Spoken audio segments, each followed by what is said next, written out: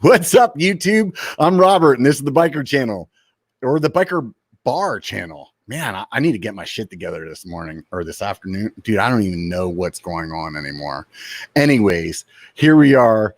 This episode 57, got Trail Boss back on. I'm super stoked to talk to Jeff again. You know, I have to try and look up his name every time I type it on anything because I have a tendency to want to spell it completely different than the way that he does. So I'm either going to talk him into getting his name changed or maybe I'll just learn it. So today's sponsor, let's talk about them because they're pretty important.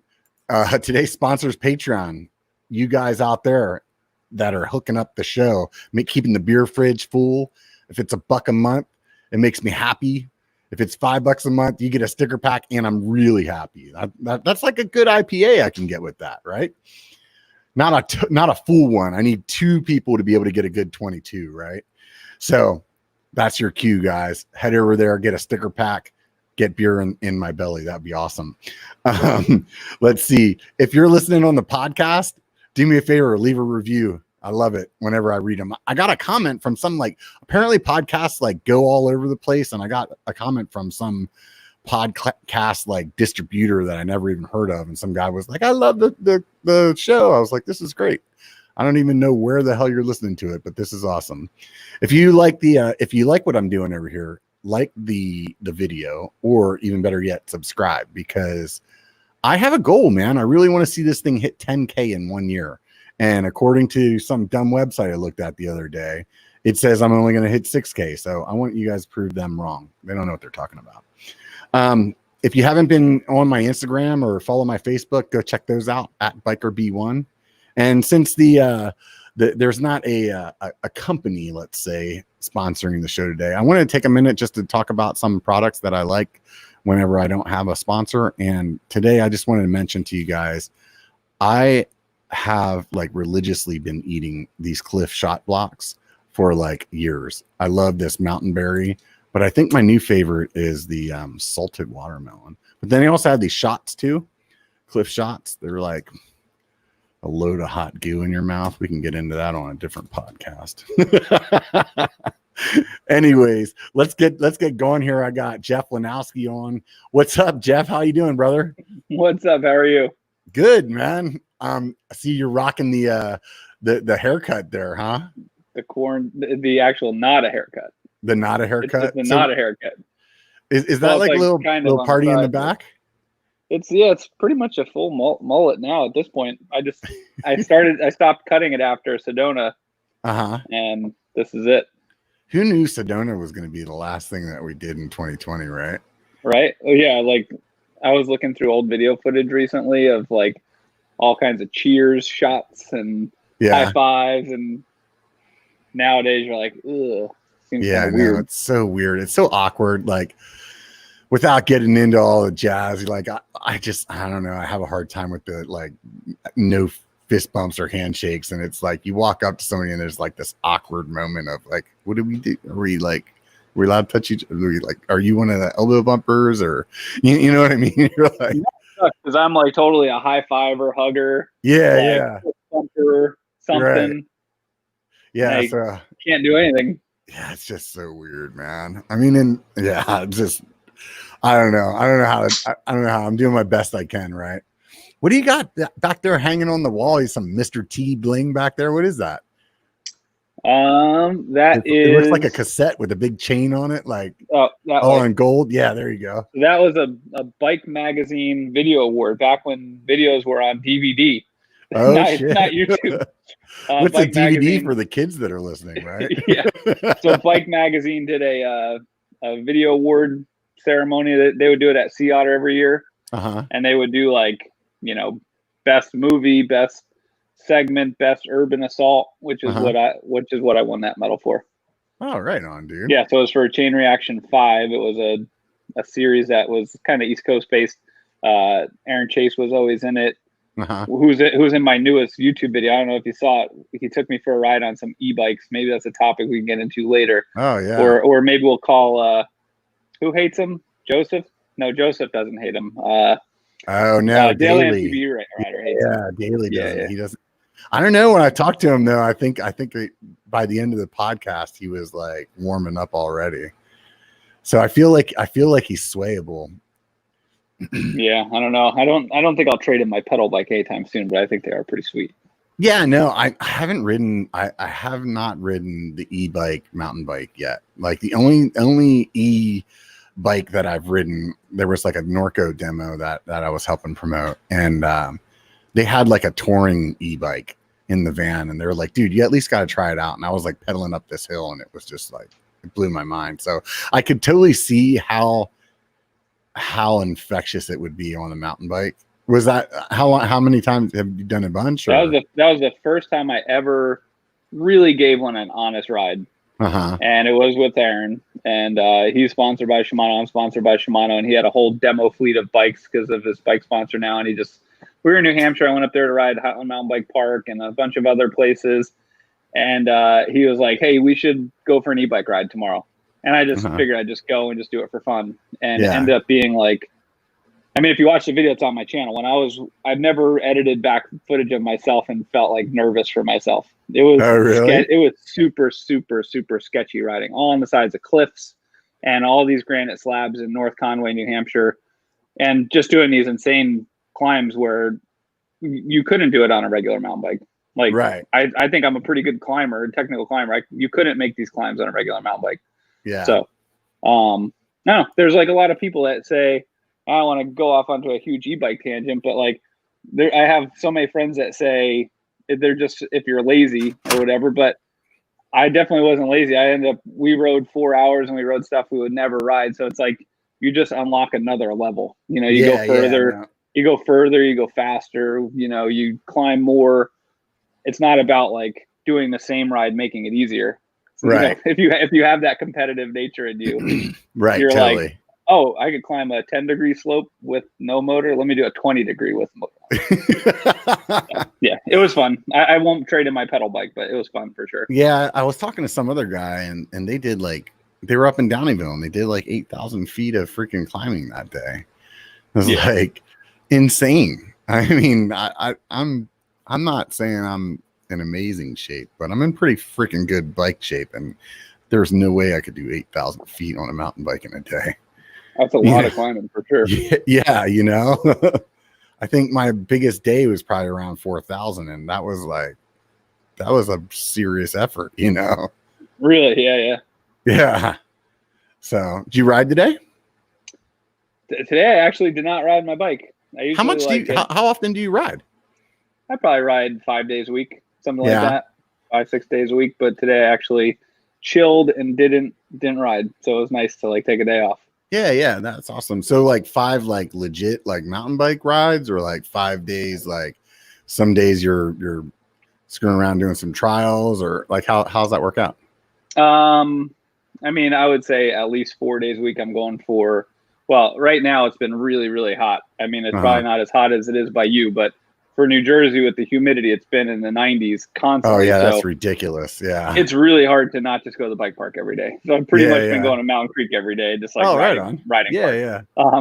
Because it's too hard not to. And I saw that you've been trying out some DVO stuff. I just got a DVO Jadex coil and I put it on my bike, and I got an Onyx fork and put it on my bike. And taking that bike to the bike park, you just feel like you're Superman. So the heat and the new stuff on my bike that makes it really bike park friendly. I've had a hard time not just going to the bike park. I saw that on one of your videos the other day that you were talking about putting that stuff on. Yeah. I was talking to the dude at DVO, and I asked him if I could put that coil on my Bronson, and he said that he recommended the air shock though. Really? Is it? I mean, maybe it just was his opinion or something like that. Jeff, I forget how he spells it like Geoff, but it's I think it's Jeff, right? I went through a phase in I think 6th grade where I spelled my name Geoff for about 3 weeks because there was a BMXer from California, Jeff Schofield, that spelled his name like that. So for 3 weeks in middle school, I was like, it's Geoff for now on. Yeah. And then I went back. That's Jeff. Yeah. It's some bikes have more progressive and some have more linear spring curves. So maybe that Bronson, I've never looked at it, but it might have a more progressive or linear spring curve that they don't think would be suited well for that maybe. coil spring. Yeah, who knows, man. I've been really wanting to try one. So if I can't put one on the Bronson, I guess I'm just gonna have to buy a new bike, man. Well, we could set you up with a REEB. They work really well on those. I'd have to really consider that, man. That'd be tough for me to leave the Santa Cruz clan, dude. You have been Santa Cruz for a long time, huh? Yeah, I posted a picture of my my gravel bike on Instagram the other day, and freaking Hardtail Party just like outed me instantly. He's like, dude, wait a minute, that's not a Santa Cruz because it's a Marin. I'm like, well, I guess you found out I have more than Santa Cruz in the garage. I actually have a Raleigh in the garage too. Do you really? Nice. Yeah, it's my single speed road bike. That was my that's the way I first got into that road biking thing. And honestly, like, I'm not a road biker. I'm just a guy trying to burn calories so I can drink more beer. I used to road bike quite a bit. Yeah. And it was super fun. Just go out and zone out and, do like a couple hours or 3 hours on a nice country road or whatever. Yeah. And then, the past 4 or 5 years, I've been mountain biking a lot more. I was doing that when I was trying to race enduro a little bit more. Just easier to do like long rides on a road bike. But I got a gravel bike as well, and it's a ton of fun. Yeah. I put slicks on mine right now because we're just riding. There's this paved trail from Sacramento to Folsom. It's like 32 miles. It follows the river, and I've been getting out in the morning with the lady. We've been doing like 20 miles like Monday through Friday. So my leg, awesome. Yeah, dude. It's definitely like I can tell. I've done, I used to commute to work on my bike, and that was like a 32-mile round trip. And I knew that like the first couple of weeks were just going to suck. And then after that, like your body gets used to it. It's like, oh, okay, yeah, this is what we're doing every day. Yeah. I mean, at this point, like even with riding those rides Monday through Friday, I rode yesterday mountain with the lady. And then today I did like, what was it? Like almost 2,300 feet of climbing.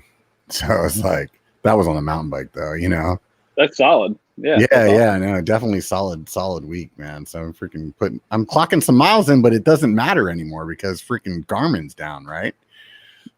I saw that. Garmin's like the Facebook $10 of million, relationships, right? Huh? Oh yeah, that's what they were asking for. $10 million. Just go buy a Wahoo. Right? I don't know, man. I'm like I guess I'm a brand loyalist because like I got a Garmin like way back when. I don't need shit at this point. It's probably been like, good God, it's been almost 15 years when I got my first one. And I don't know. It's like, hey, this works. I like it. It's got my like history. So it's like, dude, if I went to Wahoo, then I'm going to have to go some other website if I want to look for that ride that I did in freaking 2009. You don't put them all on Strava and just use that as a database? I didn't use Strava. I didn't start using Strava until maybe a little over a year or two. No, I bet you I started it right around whenever I started the channel. So are you talking about like Garmin Connect? Is that what you mean? Yeah. Because if you merge that with Strava, it's not going to populate it with all your old stuff? No, it doesn't. No, it just uploads my new ones. So like whenever I start, I think it was like when the Garmin 520 came out, it would upload to Strava automatically. That's probably when I did it. And then after that, then it's got my history from there. Actually, I was always like anti Strava because I always heard, all these people like, oh, those Strava guys. And like, it didn't really, because of all the negative publicity, I never even like looked at what it was. And then one of my friends was like, dude, no, you got to try it, man. Cause it like remembers how fast you went on like segments of the trail. And I'm like, oh, really? And he's like, yeah. And I was like, oh, okay. Well, that makes sense to me, because I could care less about how I'm ranking to everybody else in the world, Right. But actually being able to like, man, I felt really good today. And then finding out you're like a minute slower, or like, yeah, man, I wasn't doing very well. And you're like, dude, I freaking PR'd. Like that feels good. I like that motivation, Yeah. I mean, there's pros and cons to it. Like when it first came out, I was totally into it. My competitive side, I'd try to go get every KOM, but then I noticed that it ended up having like a negative effect because if you were going out for a ride and you were like kind of on the fence about whether or not you'd want to try that day, yeah, like I would deliberately not try at all Yeah. So that I could like tell myself that you didn't really try, because like you said, some days when you feel like you're trying and you're like, shit, I was a minute slower. Yeah. Then it like messes with your head. So then like psychologically, I'd be like, well, I'm going to not even remotely try today so that I can tell myself that I didn't try, but then you don't end up getting as good of a ride. And then now I just put it on just to like, I don't really pay any attention to anymore, but I just put it on to just record like the history of rides, or if I do something cool, totally. I could send it to, send somebody the file, or, just kind of keep like a log. And then, I mean, there still are days that, I might put on a new fork or something and try to like see if it's faster than, my better time. But I mean, everything changes. Like trail conditions are always, a Strava time on a trail that's 2 years old doesn't mean anything. It's not the same. Yeah. It's not comparing apples to apples. So, I have a couple of trails that I look at my Strava pretty frequently on, but I think it's for like, one of them was a bet that me and some buddies made about, who's fastest. So I'm always keeping an eye on that, like where we're at, Yeah. Bragging. And then, yeah. And then there's one where it's like, it's not even a very long climb. It's like a local place. It might be probably like 300 feet or something like that of like elevation, but it's like, I don't know, maybe a half a mile or something. And I always kind of use that one to judge like how in shape I am. Like, I'm like, oh, if I'm hitting in 5 minutes on that segment, then I know I'm like freaking like super in shape. And if I'm at 9 minutes, I'm like, dude, you better be hungover, dude. Right. So, yeah, it is. I mean, it is pretty consistent for road riding for sure, aside from temperature and stuff like that. But I mean, there's less variables on a road climb. Like I would always use it for road climbs when I was training and stuff. But you definitely notice a huge disparity. Like, if it's a 70-degree day and nice and cool, you're not going to do the same thing at 90 degrees or 100 degrees. Or you get a tailwind, dude, and you're all of a sudden you're totally. I did that the other day, man. My legs were like toast when I started the ride, but I had this badass tailwind. Next thing you know, I'm like averaging like 20, 21 miles an hour. I'm like, and then that gets you going. Because then you're like, oh man, I gotta just hammer it. I gotta take advantage of this. But now, like my PRs on those sections are so far away. It's like the only way it's ever going to get beaten is like a better tailwind. So that's my patented move is always leaving the trails and forgetting to turn off my computer, and then like getting a couple road KOMs, and I'm sure that pisses everybody off, and then they flag it, and I'm like, sorry, I didn't do it on purpose. I just forgot to turn off my computer because I always forget every single time. Yeah, you can go back and edit you can trim it. It's super easy now. It used to be a lot harder. But I don't think you can do it on the app though, on the mobile app, which kind of sucks because it's like I don't want to turn on my computer and then I forget about it. The easiest. Right. Yeah, just be like, my bad. Back it up. So you mentioned the new fork as well. How are you liking that thing? I think for big dudes like us, it's awesome. For trail riding and everything, the Diamonds is completely appropriate. But when you're really riding rough terrain, especially at a bike park where you're riding a lot faster and there's a lot more brake bumps and really hard hits, guys our size, we're going to flex that fork back a little bit, and it's not going to actuate as smoothly, with the 35 millimeter stanchions. You would never see it by your blind eye, but that fork is flexing back a little bit. So then the sliders aren't going to slide as freely. Going to the 38 millimeter stanchions, it's unbelievable. Like, it's so much more active when you have to really brake hard on rough terrain. So how big are the stanchions? It's crazy. 38 millimeters. So is that the reason that the Fox is called a 38 then, that new one? Yep. Fox the 36 was, so Fox had a 34 and a 36 Devio, and they came out their first platform. It was like kind of in the middle. They did a 35 millimeter. So it was like kind of split the difference. And then they came out with this new single crown Onyx that's 38. So, but the weight is very comparable to a Diamond. It's like maybe 50 grams heavier. So that's like nothing. You could totally worth it for sure. Yeah, you could like shave your beard and save that much weight, right? Yeah. So it's pretty awesome. Like literally, I was laughing down the trail the other day, the first run down. My friend was like, "What are you laughing at?" Like, I'm laughing because this fork is like ridiculous. It's like a 180 though, right? How far down can you? You can do 160 to 180. So okay. So I could throw it on my Bronson then. It'd be great. Yeah, absolutely. Even like on my my trail bike, I usually set it up as 130 in the rear, but I still keep 160 in the front. So I'll just keep that fork on all the time. Yeah. Yeah. It doesn't mess you up, like having that much that much of a difference between the front and the back. No, because like even on my hardtail, I have 0 in the back and I have 140 in the front. So it's funny, as I was saying that sentence, that's what I started thinking about too. I was like, I got 140 on my hardtail. So, and it makes a bigger difference on the hardtail. Like that's one of the things that I learned when I got my first hardtail from REEB. It was a 67-degree head angle, 140 millimeter travel fork. Felt awesome trail riding and everything. But then when you start doing like really gnarlier riding or real steep riding, a suspension bike will squat. So your head tube angle kind of stays within a certain range. You know, if your 150 millimeter trail bike has a 65-degree head angle and you hit a bump, the whole thing is going to squat. It's going to maybe stay 65, 66, but on a hardtail, it's all going into the fork. So it's going to, you know, go from 67 to 69, 70, whatever, get really steep and get twitchy. So when we did the new bike, which is like was my signature bike called the Ridiculous, we put a 65-degree head angle on it, which was pretty slack for a hardtail. Yeah, it's super slack. But then the rear end is super short. It's like 16-inch chainstays with a 29er. That wheel's like right on. It ends up being, it ends up being super nimble still. Right on, man. Yeah. I'd like to try that thing out. That'd be fun.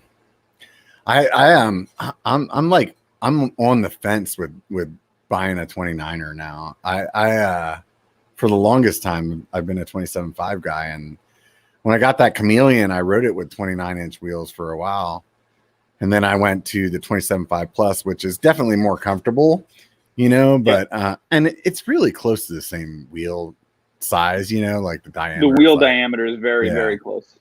So I'm basically running a 29er right now, and I actually thought about maybe putting 29 wheels back on it and then just running like 2.6s or something like that.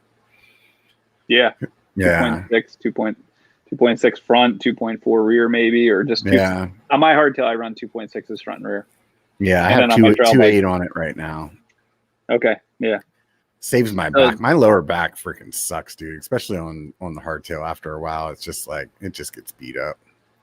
Yeah, so the biggest thing like with the Plus tires is it smooths out the trail because it's a larger radius, so front to back it fills in. You know, if there's a little pocket, it rolls over that easier. But then since it's wider, it also fills in the cracks widthwise too, so it kind of smooths out everything. So it makes it pretty nice. Yeah, it definitely smooths out the trail a lot. I've definitely really enjoyed it, and I put the cush core in there too, so it stiffens up the sidewalls a little bit because I was thinking that's awesome. Yeah, it definitely makes a big difference. You know, I've had cush core in my Bronson for a long time, and a couple weeks ago, I don't remember when it was. Anyways, I like, you know, whenever you're teaching somebody how to ride a full suspension bike, a lot of times what I'll do is I'll have them like run straight into a curb, you know, and just to like show them like, look, man, this thing, like, look at that curb. It's like 6 to 8 inches tall. Like, run into it. Do not pick up your handlebars at all, and it'll eat it right up, you know. And it's a really good like confidence booster for people. You know? So one of our friends, she's just getting into mountain biking, and I was telling her to do that, and of course, you know, I'm like, look, I'll show you. Well, I do it, and like my rear tire is low, and I freaking pinch the tire, dude, just freaking cut it like right at like the bead, right? You know, and I didn't notice it until we got to where we were going, and so I like pumped it up because I noticed it on the climb, like we were doing a climb at the beginning. I was like, man, my ass end's feeling a little squirrely. So I got to the top. I'm like, oh well, I guess it just leaked. And I pumped it up, and then we started riding, and it just was like all of it, all the air was gone. So I had to take the cush core out to put a tube in. That's the really long version of what I was getting at. And because I did that, I took the cush core out the front on the next week just to see. Like, it's been a long time. Holy shit. My first ride, dude, my wheels felt like bouncy balloons. Like, I was so used to the way that, like, how solid it makes the wheels feel. Do you run cush core all the time, or? I run a Vittoria Airliner in the rear of my bike. So not in the front, just the rear. And I think that for bigger guys like us, shocks react different, tire sidewalls react different. You know, so I think for guys our size, it makes a huge difference, and it's pretty invaluable. You know, if you're a 140-pound person, you're not going to flex a sidewall like you and I are gonna. Yeah. I think it's like a exponential curve, how much we flex a tire sidewall versus somebody else. I think a lot of guys don't realize that you're a pretty big dude too. I mean, what, you're like 6'5"? 6'4", 225. Yeah, so yeah, you're a big dude, man. I'm a big dude. So like, for instance, like, you know, when everybody got into like the cutty phase and slapping turns and whatever, I just couldn't do that at first because I would just burp the tire. So like just doing that and then burping the tire and then like going down the hill 5 miles an hour because you burped all your air out. With push cords and stuff like that, you could get a little bit more. You could have a little bit more fun and throw your bike around. But prior to that, it's like I'd like to do that, but it's just gonna hurt my tire, so it's not gonna do that. Not gonna work. Yeah, I know. I would always like back even before tubeless, like the pressures that I would run, everybody'd be like, "What?" I'd be like, "Dude, you don't weigh what I do, man. Like you just don't, you know?" Yeah, it's kind of crazy. I mean, and so. Is there a lot of bigger guys that are into trials, or like were you always just like standing out? I definitely stood out for sure. I mean, just in relation to the regular population, I was always tall. The early on, it taught me to learn that I needed to be super smooth because, you know, nowadays you can go and get an awesome bike from just about any brand, whatever. Back then we were doing it on like, I don't know if I sent you that video as a joke today. It's on my Instagram, the thing with Regis Philbin and Kathy Lee or whatever. I was on there showing 96. Like we legit rode, like I would be 6'4", I would ride just a regular stock medium cross country frame. Oh wow. And you were riding, you know, regular rim brakes and regular tires. Yeah. And there was a brand called Club Roost. They made the first like high-end riser bars, but prior to that, like if you wanted riser bars, you had to buy crappy handlebars. Like nobody made high-end riser bars. You would buy like, you know, for like a touring bike or whatever. Like if you wanted riser bars. Yeah. And then finally, like a brand called Club Roost came up with like actual riser bars, but it was just like I would just break stuff all the time, like literally all the time because wheels weren't strong and, you know, forks would break and just all kinds of stuff. So being 6'4", 225 pounds. Just you've always weighed that much, like even when you were younger, you're around that.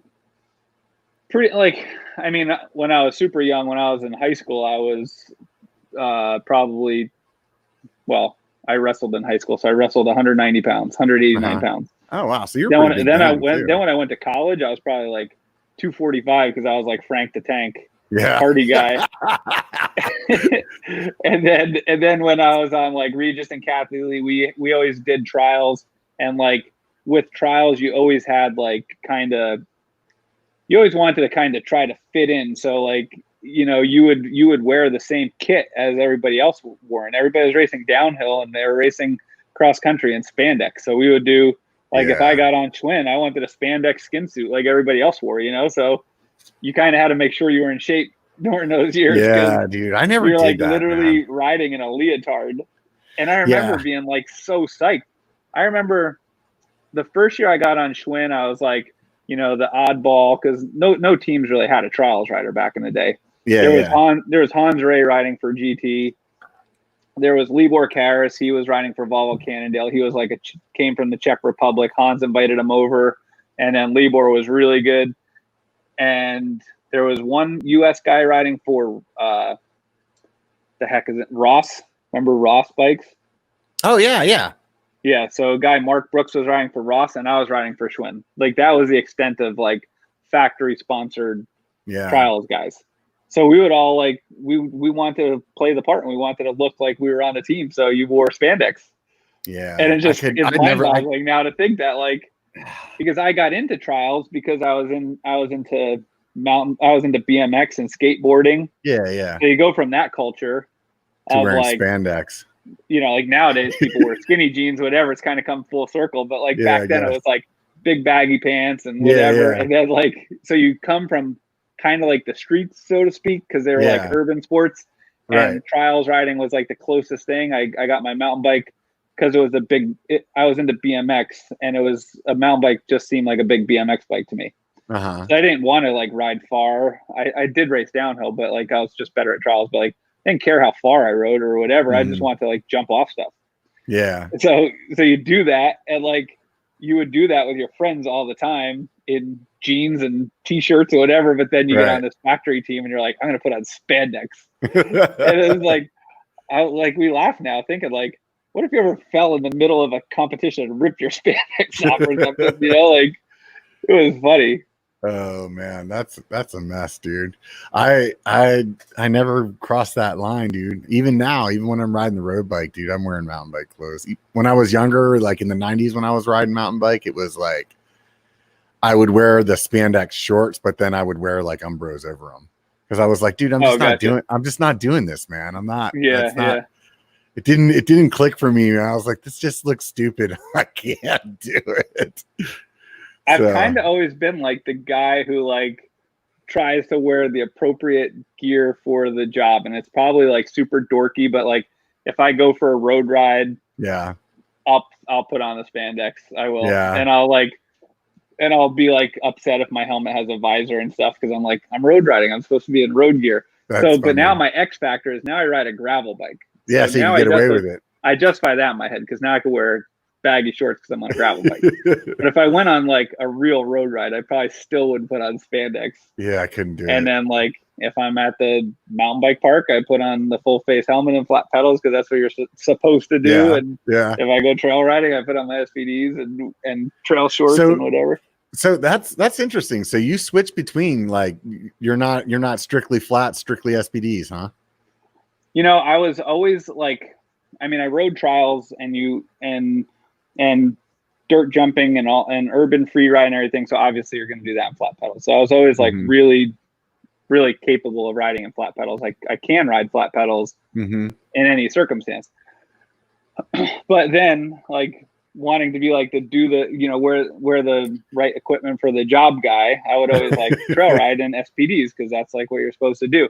Yeah. And when I started trail riding, the thing that's made flat pedals such a big phenomenon nowadays is the dropper post.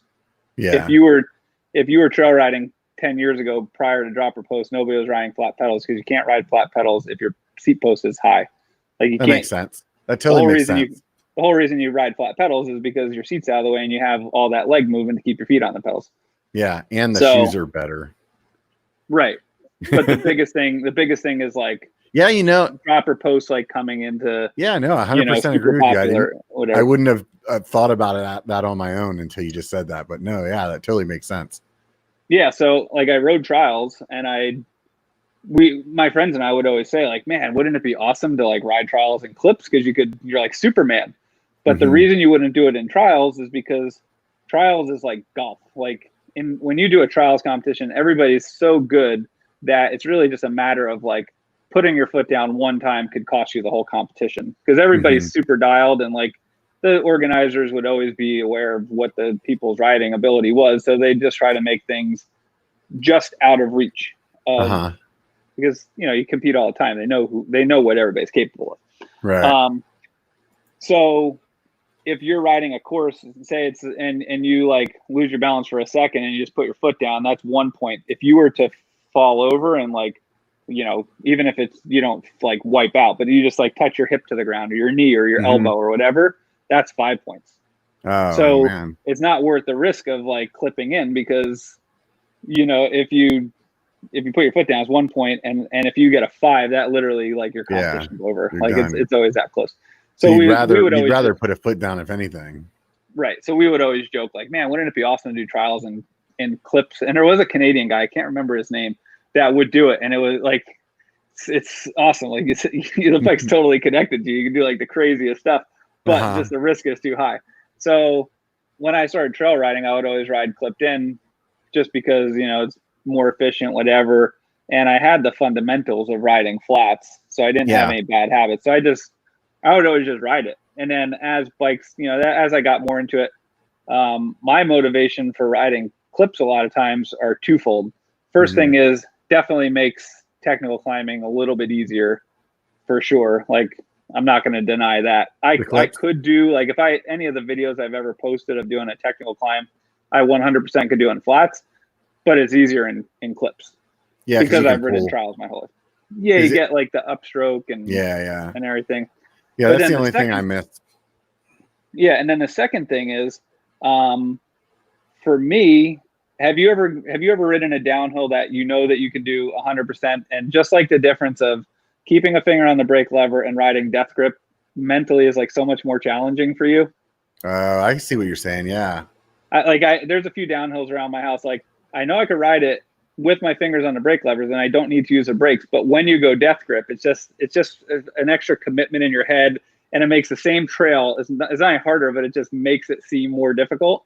So it's kind of the same thing. Like, for when I'm clipped in, if I'm going to ride like a log skinny or even like a technical roll down, for me, that's harder clipped in. So I feel like sometimes, like, I just like it because it makes the same trail more difficult, but not necessarily more dangerous, if that makes sense. Yeah. I can see what you're saying.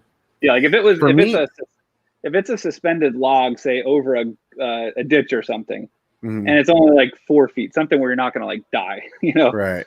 I do that clipped in mentally. It's way more difficult for me than if I'm on flats. Like, if I'm on flats, I'll do anything because you can just toss it. I've ridden trials my whole life. I just know how to ditch the bike.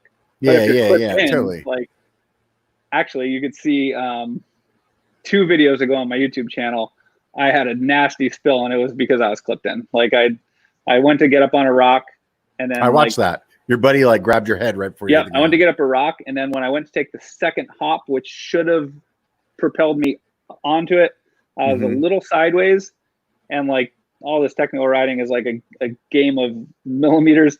I was just a side slope just enough that I lost my traction, and then when I tipped over, it pinched my foot against a rock, and I couldn't unclip, so I just fell down. And luckily, my friend Drew totally caught my head. Yeah. No, that was a good buddy there. Yeah, I used to ride BMX when I was a kid, so yeah, a lot of flats there. And even when I got into mountain biking, like, I would BMX all week with my buddies, like street riding, doing stupid shit. And then on the weekends, I'd go ride with these guys that were like, in their 40s. Yeah. So they would all wear, that's back when there was toe clips. So I always used toe clips when I was mountain biking. So for me, it was just like, I never even thought about riding a mountain bike with flat pedals. And then whenever I got back into mountain biking, the dude at the shop was like, "Oh, we don't use toe clips anymore. We use these things." And I was like, "All right, I'll do that." And honestly, the only reason I tried flats was just because everybody was like talking about it. And I felt like some of my skill set that I had from riding flats and BMX back in the day was gone, because like, I learned all these new ways to be lazy about things because of the clips, like, or also full suspension, like, oh, compress the suspension, just jump straight up, the clips take it with you, and you're good. It's like, I don't need a bunny hop anymore, and like, just so like, it was everybody talking about flats, and then, that same thing. And honestly, now that I've been riding the flats for it's been a year and a half, maybe 2 years now, I've been curious to go do a video and put my SPDs. I still use SPDs like on the road bike or the gravel bike. Yeah. So, I mean, the muscle memory is there as far as like getting on and off, but I don't know, man. I would say this right now. The thing that I like the most about flats, that's probably the thing that would keep me from trying, or like going back to SPDs, is just how easy it is to get started when you're in like the middle of some chunky section. Yeah. It's like so many times on the clips, it's like you'd get your foot in halfway, or you were standing in mud so it wouldn't get back in, and you're like riding in the middle of your heel, and it's like no grip on the pedal, and you're like, oh fuck, I'm going over these like big rocks. It's just like, it's a shit show. Yeah, totally. Yeah. I think I avoided your question. This year, I started riding flats at the bike park all the time, which I didn't in the past. And I don't even know what I was doing. Like, up until last year, I remember going to Highland Mountain Bike Park for the cliff slope style event. And up until then, I was always riding bike park in an open face helmet and SPDs. And that's so friggin' dangerous. And I just always like figured it was like just cross country downhill that you just don't have to pedal anymore. And then I went to Highland, and I'm standing in the line, and I'm like looking around, and I'm like, every single one of these kids has on a full face and flats. What am I doing? I'm such a boomer right now. Yeah. And I was like, I need to put flats on and get a freaking proper helmet because I'm gonna kill myself. Yeah. And so I finished out last season putting flats back on my bike, and this year I've just been riding flats at the bike park. And you definitely do like, I don't know why, like if I get on my BMX bike, or not my BMX bike, my pump track dirt jump bike, or if I get on my trials bike, I would never accidentally like do like a person who, you know, like a bad habit, like where you like lift your foot off the pedal or whatever. Like if I'm on those bikes, it's just so ingrained how to just ride it. I don't really ever knock on wood. I never screw up, but I was like on my trail bike a little bit, like sometimes I'd be like climbing and I'd lift my foot off the pedal or something, you know, because like I was used to riding SPDs. Yeah. But I've been riding flats at the bike park now all year, and like I can go for a cross country ride now on flats, and it's not really a pain in the ass. Whereas like if in January if I put on flats, I'd be like, oh, it's terrible. I hate riding trails. When I first went to flats, dude, like I distinctively remember the first jump that I hit, and it wasn't even a jump. Like let's just say like roll off a like 6-inch rock, you know what I mean? But you would normally like maybe just catch a little air off of it, you know? Yeah.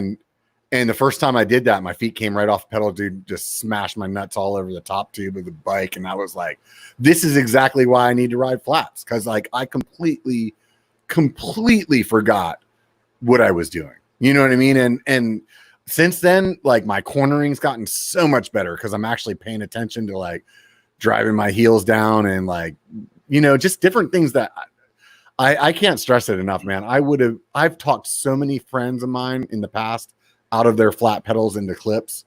And now I look back and I'm like, man, I was really doing them a disservice, you know? Riding with flat pedals is definitely the best way to learn the fundamentals. Yeah. And I can't think in my head of anything that the better form is with SPDs. Yeah. You know what I mean?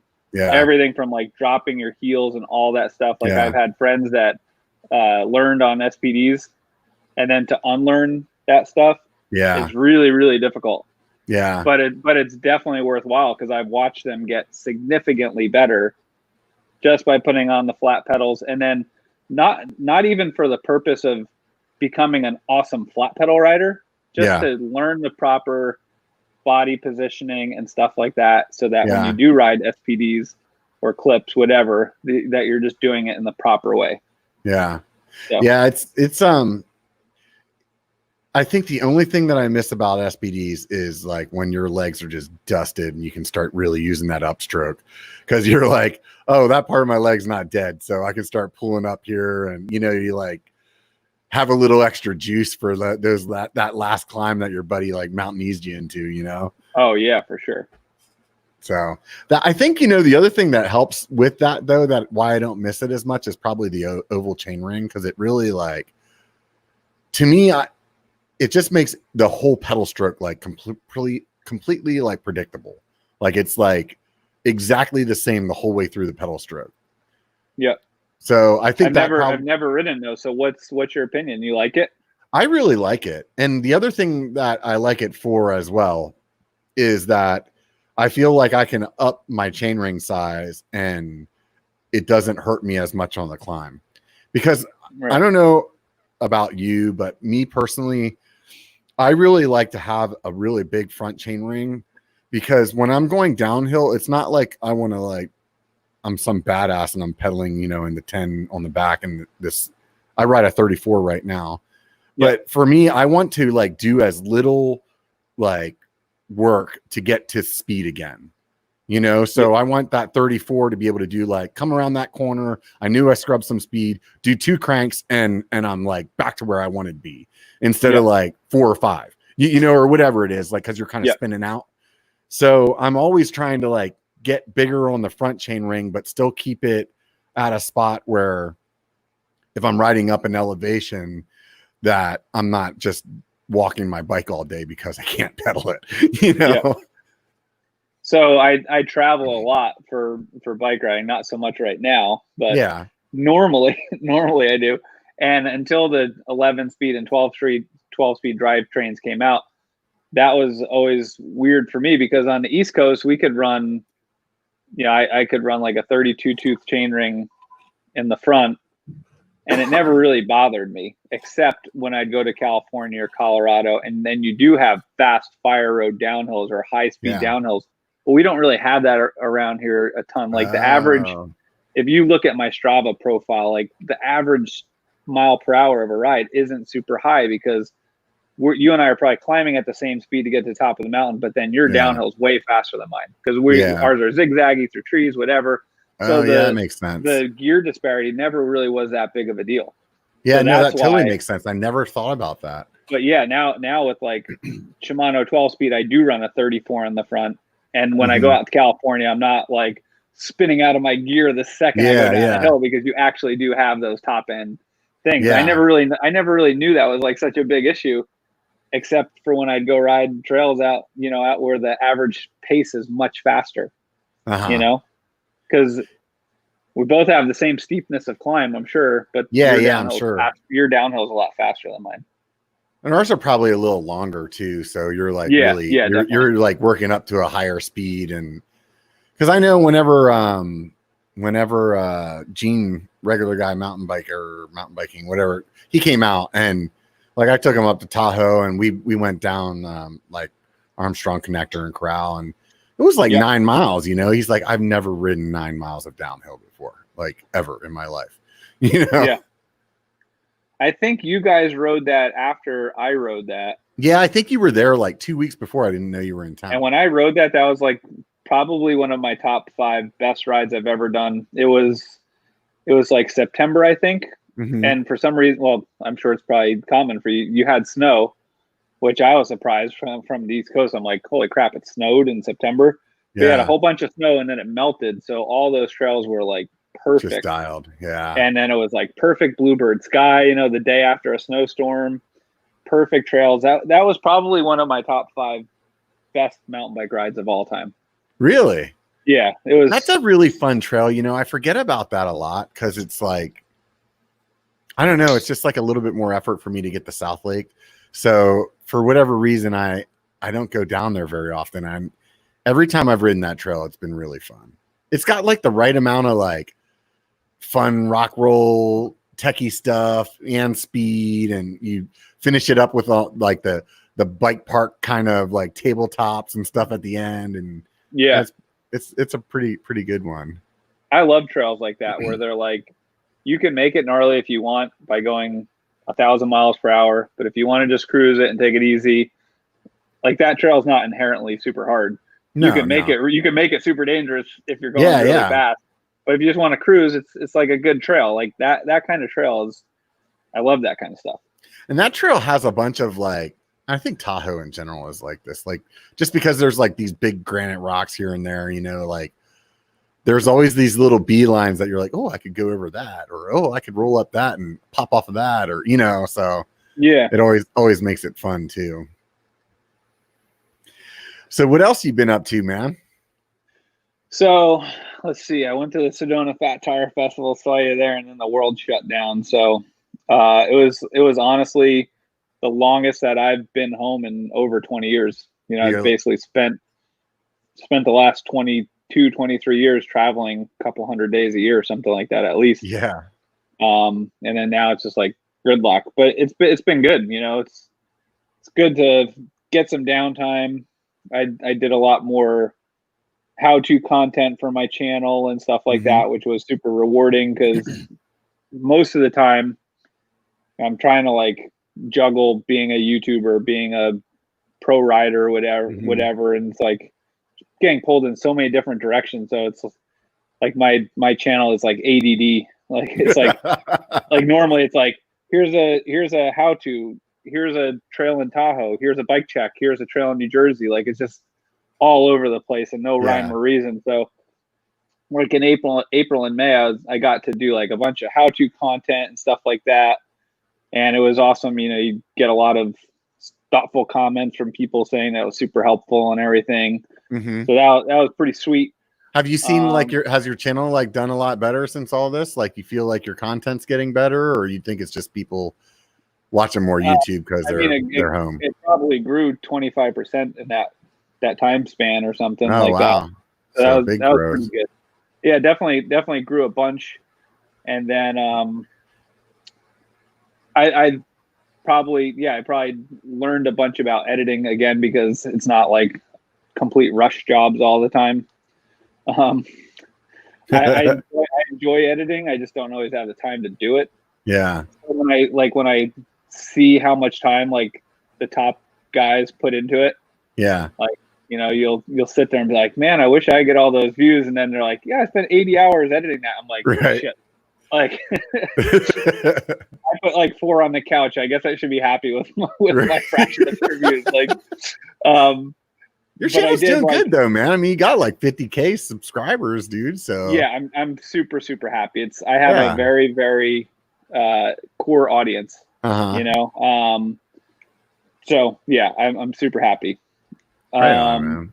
So yeah, I think I kind of picked up I got a little bit better at editing. Like having I was watching one of your edits the other day, man. I was pretty impressed with it, dude. Like, you had all like a little splash screen that came up with some like information, and it was like, I was like, oh wow, dude, Jeff like upped his game a bit. So, but the disappointing thing was I made a video in the middle of quarantine because I was like going stir crazy, and I made a video how to manual using the ultimate manual machine. Did you watch that video? No, I haven't seen that one. I thought like I was gonna like combine everything and like strike YouTube gold, because manual machines are super hot, right? Like, I figure you make a video about manualing using a manual machine, like that's gonna be super popular. Right. Basically, if you are building on a YouTube channel now, your views are gonna go through the roof. Right. Like building trails, right. Building trails, building like if you just build something, like if you don't ride your bike and just build, your views are going to go through the roof. So I was like, I'm doing everything wrong. I'm going to make a video about building the ultimate manual machine. So it was the first video I told Bobo that it's the first video I ever storyboarded. Because he's talking about storyboarding. I'm like, storyboard videos, right?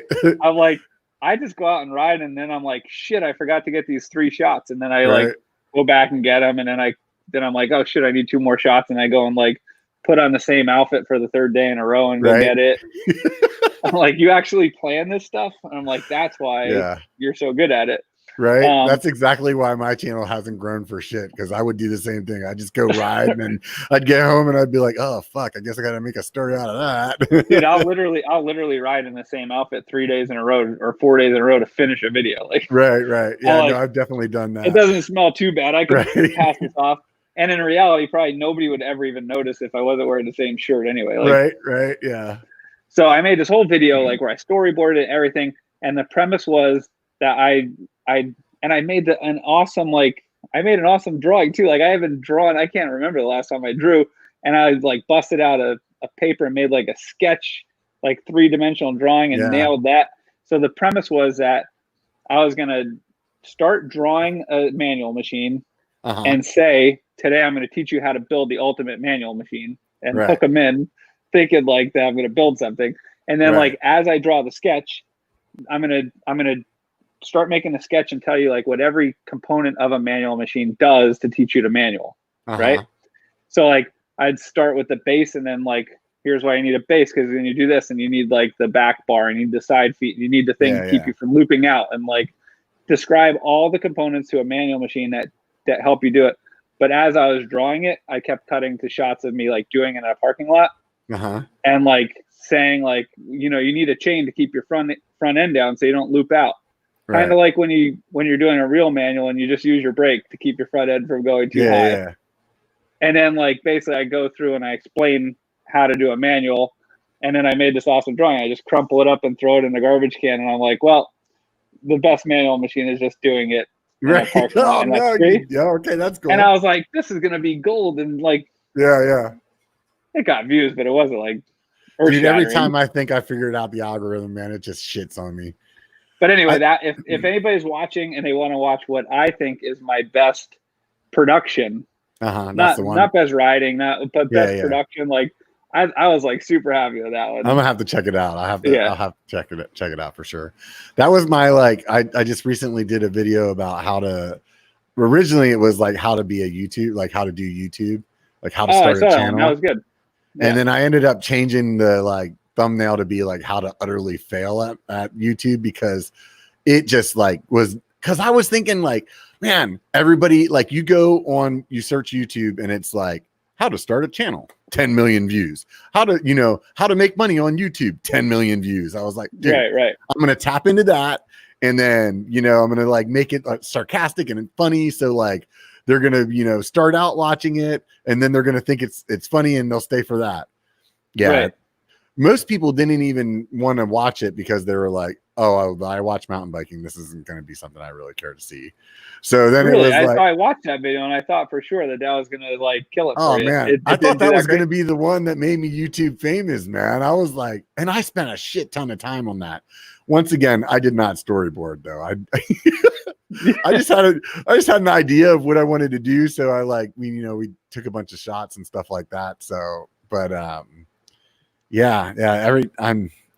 it's interesting, and then there's other videos that you do and you're like, yeah, this was nice. I'm happy about it, and then it does really well. And you're like, oh shit. So I can't seem to find a rhyme or reason, but I don't really I know that if I wanted to try to grow my channel more, I could, but I just don't want to do I'm a victim to my own devices or whatever. You're in the same boat as me, dude. It's like I know I shouldn't be cussing. I know I shouldn't be doing all the beer stuff, but it's like, dude, that's who I am, man. So I don't know if I want the other subscribers, Right. I'm super happy with my channel, all my followers. They're awesome. Yeah. All the comments are always super thoughtful, on point. It's not a lot of garbage. Right. It's a good core audience. If I go to a mountain bike festival and I ask for people to come ride, I always get a good turnout. And for me, that's what's important. I just want to build a community of people who are into mountain biking, and I just make videos that I like. And I could build shit or whatever and have more views, but then I feel like it's intoxicating because you could go that route and your channel explodes, but then you pigeon yourself into a builder channel, and I don't want to be a builder channel. I want to be a mountain bike channel. Yeah, and part of the reason I started my channel is because I wanted to showcase the people that I ride with, because I didn't feel like they were being shown on YouTube. You know what I mean? Dude, that is the number one thing for me too. I don't know how many people watching this watch my channel or whatever, but I just put my friends in my videos. Yeah. Whoever I want to ride with. If it's Tim or Bob or Steve, I don't care if they have a YouTube channel. I don't care if they're a pro. They're just my buddies, and I ride with them. There's no thought of collaborating or anything. I just ride with my friends, and that's it. Well, I think what I was saying though too is all my friends, we talk shit and we drink beers when we're done, and maybe sit around and session on this thing, or sometimes we turn around halfway through the ride and say screw it and just go back to the truck and have beers. That was that's part of the reason that I like mountain biking, is that camaraderie and that fun part of your group of buddies. And I did I was watching videos and I wasn't necessarily seeing that that vibe being shown, and it was where's because all the people that I've ever ridden with are like that. You know what I mean? So it was, for me, I was where this is not accurate, Yeah. So I don't know. Have you seen anything funny on Instagram lately? On Instagram? Well, I posted a good video of me flipping over the handlebars the other day. That was a pretty good one. Stole my thunder, dude. That's did where you I was. See that Yes, I did. Dude. So you decide you're gonna so people that haven't seen his Instagram, there's this little hill and a fence on top of it, and apparently, I guess that's the parking lot's on the other side of the fence. Yeah, so that's at Mountain Creek Bike Park, and there's a fence that's Yeah, right. So you like, if you come from the park, you're supposed to, like, the legal way is to go through the village and whatever. But the shortcut way that a handful of people take is to cross the highway, and the fence has like a little break in it, and we cross right over there. So it's like illegal. You're not supposed to cross the highway over there, but like that's just what we do because it's. So is there like a little booter there, or you guys are just using the hill to get there? Yeah, so there's like a little booter on the side of the hill, and I always would ride past that, and I was like, "This is so perfect! Like you could totally jump this fence." That reminds me of like the stuff that we did as a kid. That's what we were doing all day is jumps like that. You know what I mean? Yeah, totally. Yeah. And then I hadn't seen anybody at the park do it, so I was like, I got to do that because this is like right up my alley. Like I love doing kickers and whatever. So I think that was Friday maybe. We got done riding and we're on our way to the van to like go have some beers or whatever. And I was like, I'm going to do this kicker real quick. And then my friends were like, don't do it now. There's too much traffic and whatever. I'm like, I'll just wait till there's a gap and I'll just like go across. No big deal. Spend it, man. So the first time I was like, you know, a little nervous because like it looked easy, but the main reason I was worried about it is because I was on my trail bike and I have 160 millimeter travel on the front and 150 in the back. And I was telling one of my friends, on a hardtail, if you do a kicker like that, like when you do a kicker, and a kicker, if you're watching, you don't know what a kicker is. Like a kicker is a ramp, but like more of like a really steep kind of takeoff that's not big enough to fit your whole wheelbase or whatever. So when you do a kicker, like you have to like smash your front tire into it and then hit your back tire, and then it sends your energy upward and allows you to go pretty high.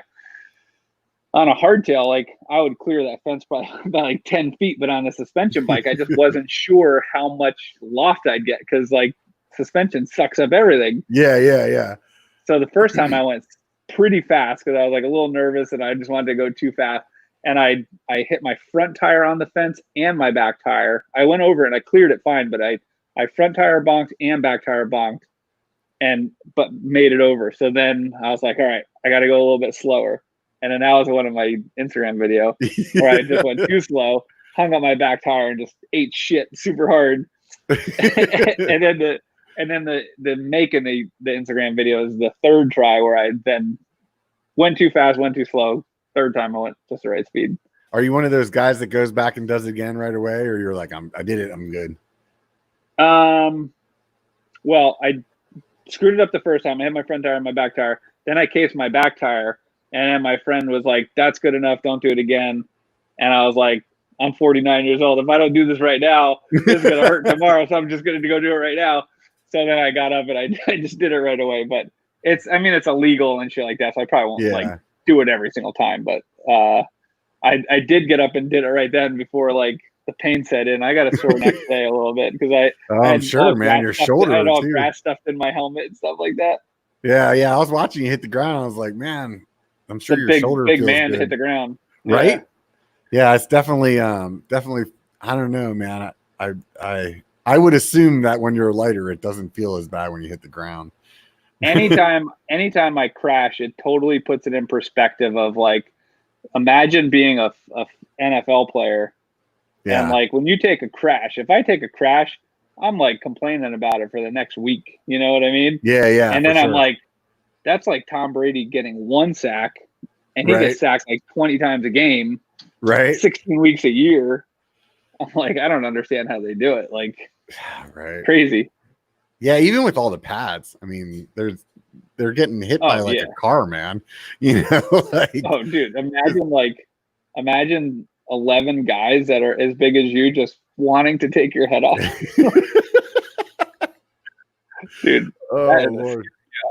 Are you a football fan? I'm a pretty big football fan. Yeah, dude, I'm like stressing. What do you think? You think the NFL season is going to happen this year? I think it'll happen, but I don't think there's going to be I think there's not going to be fans in the stands. Yeah. There's been enough cities that have already announced that they're not going to. Like, so I live in New Jersey. We have New York Giants season tickets, and they haven't come out and announced it yet, but Philadelphia already has. You know, other cities have announced like no lives, bands or whatever. And I don't even think I'd really want to. Not that I'm like a big COVID You don't have all I'm the not paranoia. I'm not super freaking out about it, but Yeah, I got you. Don't really need to go to a football game right now either. Right. Like, Yeah, I don't need to go hang out with 30,000 people. That's probably not a good idea. Yeah, so probably will not be watching. Yeah, I'll be but stoked, I think it's man. going to be. As long as I think it's going to be interesting. Oh, what were you say? As long as it's on TV, man.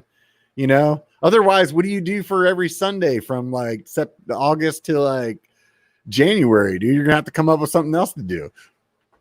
It's going to be interesting to see what happens with the audiences at pro sports, because I was just watching a thing about the NBA. I really like watching basketball as well, and they have that new court put in Orlando with the bubble and whatever, and they're talking about like all this crazy television coverage that they're going to have 20 cameras that follow you down the side, like how the sideline cameras follow you at football games, stuff like that. They're going to have that at basketball games, whatever. I wonder if like the product gets that good. And I mean, I don't know about you. Like, I like going to New York Giants football games, but it is a time suck. You know, like I usually don't make it to all 8.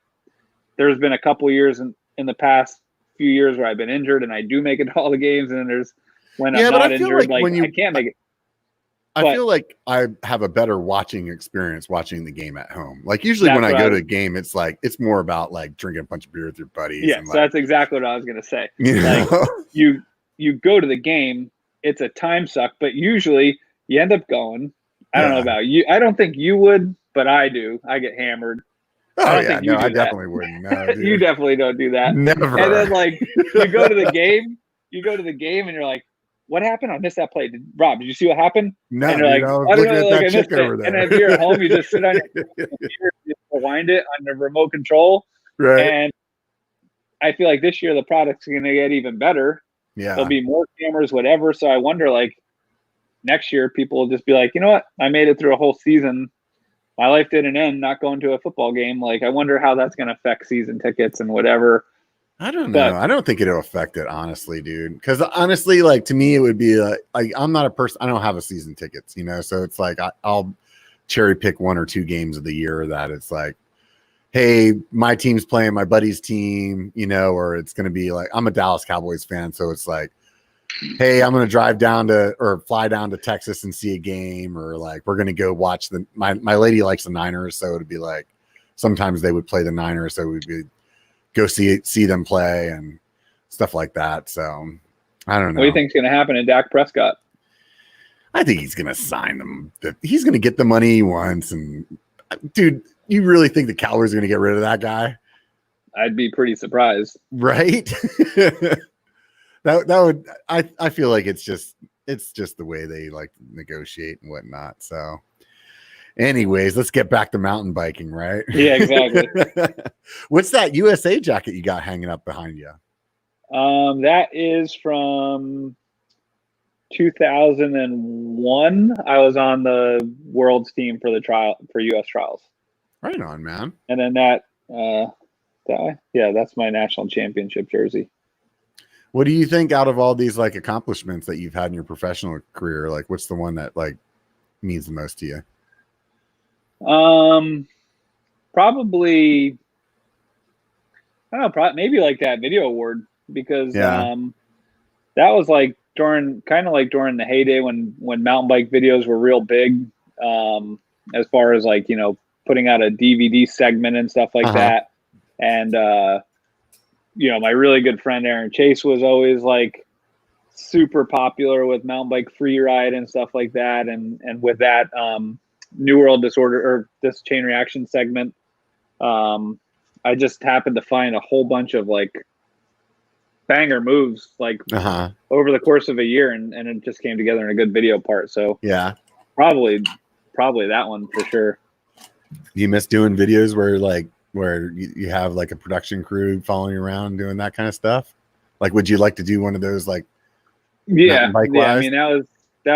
it was pretty sweet. You know, there's pros and cons. Like, I have a lot of friends now that like have only ever known it as far as like doing YouTube and stuff like that. Yeah. And then you sound like a boomer talking about how it was back in the day. You know, it was totally different. Like, you know, back in those days, there was a gatekeeper. So there was, you know, whoever was making the DVD, is the person who's saying who could be in the DVD and is basically dictating to bike shops and riders all over around the world who gets to see who.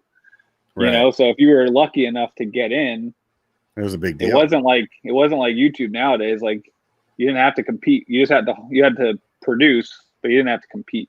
Mm-hmm. Especially as like an urban free ride guy, because there wasn't a lot of people. Right. So if it was like these chain reaction videos, those were definitely more like urban riding influence. But say the New World Disorder series, where it was like Cam Zink and Cam McCall and Kyle Strait and all those guys. Like, I was always the urban free ride guy. And like, that was it. Like, you didn't have to compete against other urban free ride guys on the internet, but there probably wasn't anybody to compete against anyway, because it was like when all that shit was invented. It was like Ryan Leach was in one series and I was in the other series. Was he like your your arch nemesis back in the day? No, we were best friends, and we would always do things together. Like, we toured and did the Vans Warped Tour for 3 years together. Oh, right on, yeah. So that was awesome. Like in 99 and 98 or 99 and 2000, and then I did half the tour in 2001. Like, we toured around and would do mountain bike trials demos at the Vans Warped Tour, which was awesome because like in 99 and 2000 and 2001, like, to the average skateboarder or BMXer, like, mountain biking was a dork sport. Like, it wasn't like nowadays BMXers and stuff 1000% give all the respect in the world to slope style guys, downhill guys, like, but back then it was like a bunch of goofballs in Lycra. Yeah. You know, we're racing cross country. You think BMX is dead, dude? No, I think BMX is really strong as a sport, but the product is just a race to the bottom as far as like trying to undercut pricing. So there's no margin for anybody to make any money at all. And everybody's so accustomed to paying so little for BMX bikes that there's just no money in the sport. But I think participation is very high. It is? It just sucks. Yeah, I think, you know, in cities and stuff like that, if you go to LA, New York, whatever, there's lots of BMXers. And if you look at BMX forums and YouTube, there's a lot of BMXers, but everybody's accustomed to buying a complete BMX bike for like $800. So like, there's just no money. So there's a few brands that do tons of volume, and there's no money left to sponsor riders, and there's no money left to, like, you know, even run a company. So I think the sport. And the problem with BMX is, go ahead. I think that skateboarding is it's just my hypothesis or whatever. Like, skateboarding is cheaper. You'll end up spending as much money, or you'll probably end up spending more money on a skateboarding over the course of a year, but it's all smaller doses. So it's like death by 1,000 cuts. Like, if you're really, really into skateboarding, you're going through a pair of sneakers a month, easy. Yeah. And you're going through a couple decks. Like, you're going through a couple decks a month, but it's $50 a pop, $50 pop, $50 a pop. Whereas like a kid will save up, buy an $800 BMX bike, and they're set for the year. Yeah. So the brands are, you know, skateboarding's pretty strong because you're always selling lots of sneakers. If you're a skate shop, you're constantly getting kids in there all the time. You're buying new sneakers once a month. Decks, you're buying a couple decks a month, whatever. They need wheels all the time. It's only $50, but it's constant, you know. And it's easy for kids to like get their allowance, buy a board, you know, whatever. But with a BMX bike, it's like, I want a bike. It's $1,000, and I'm done for the year. You're not going, you know, there's no pads, there's no helmets, unfortunately. Yeah. They're not going through sneakers.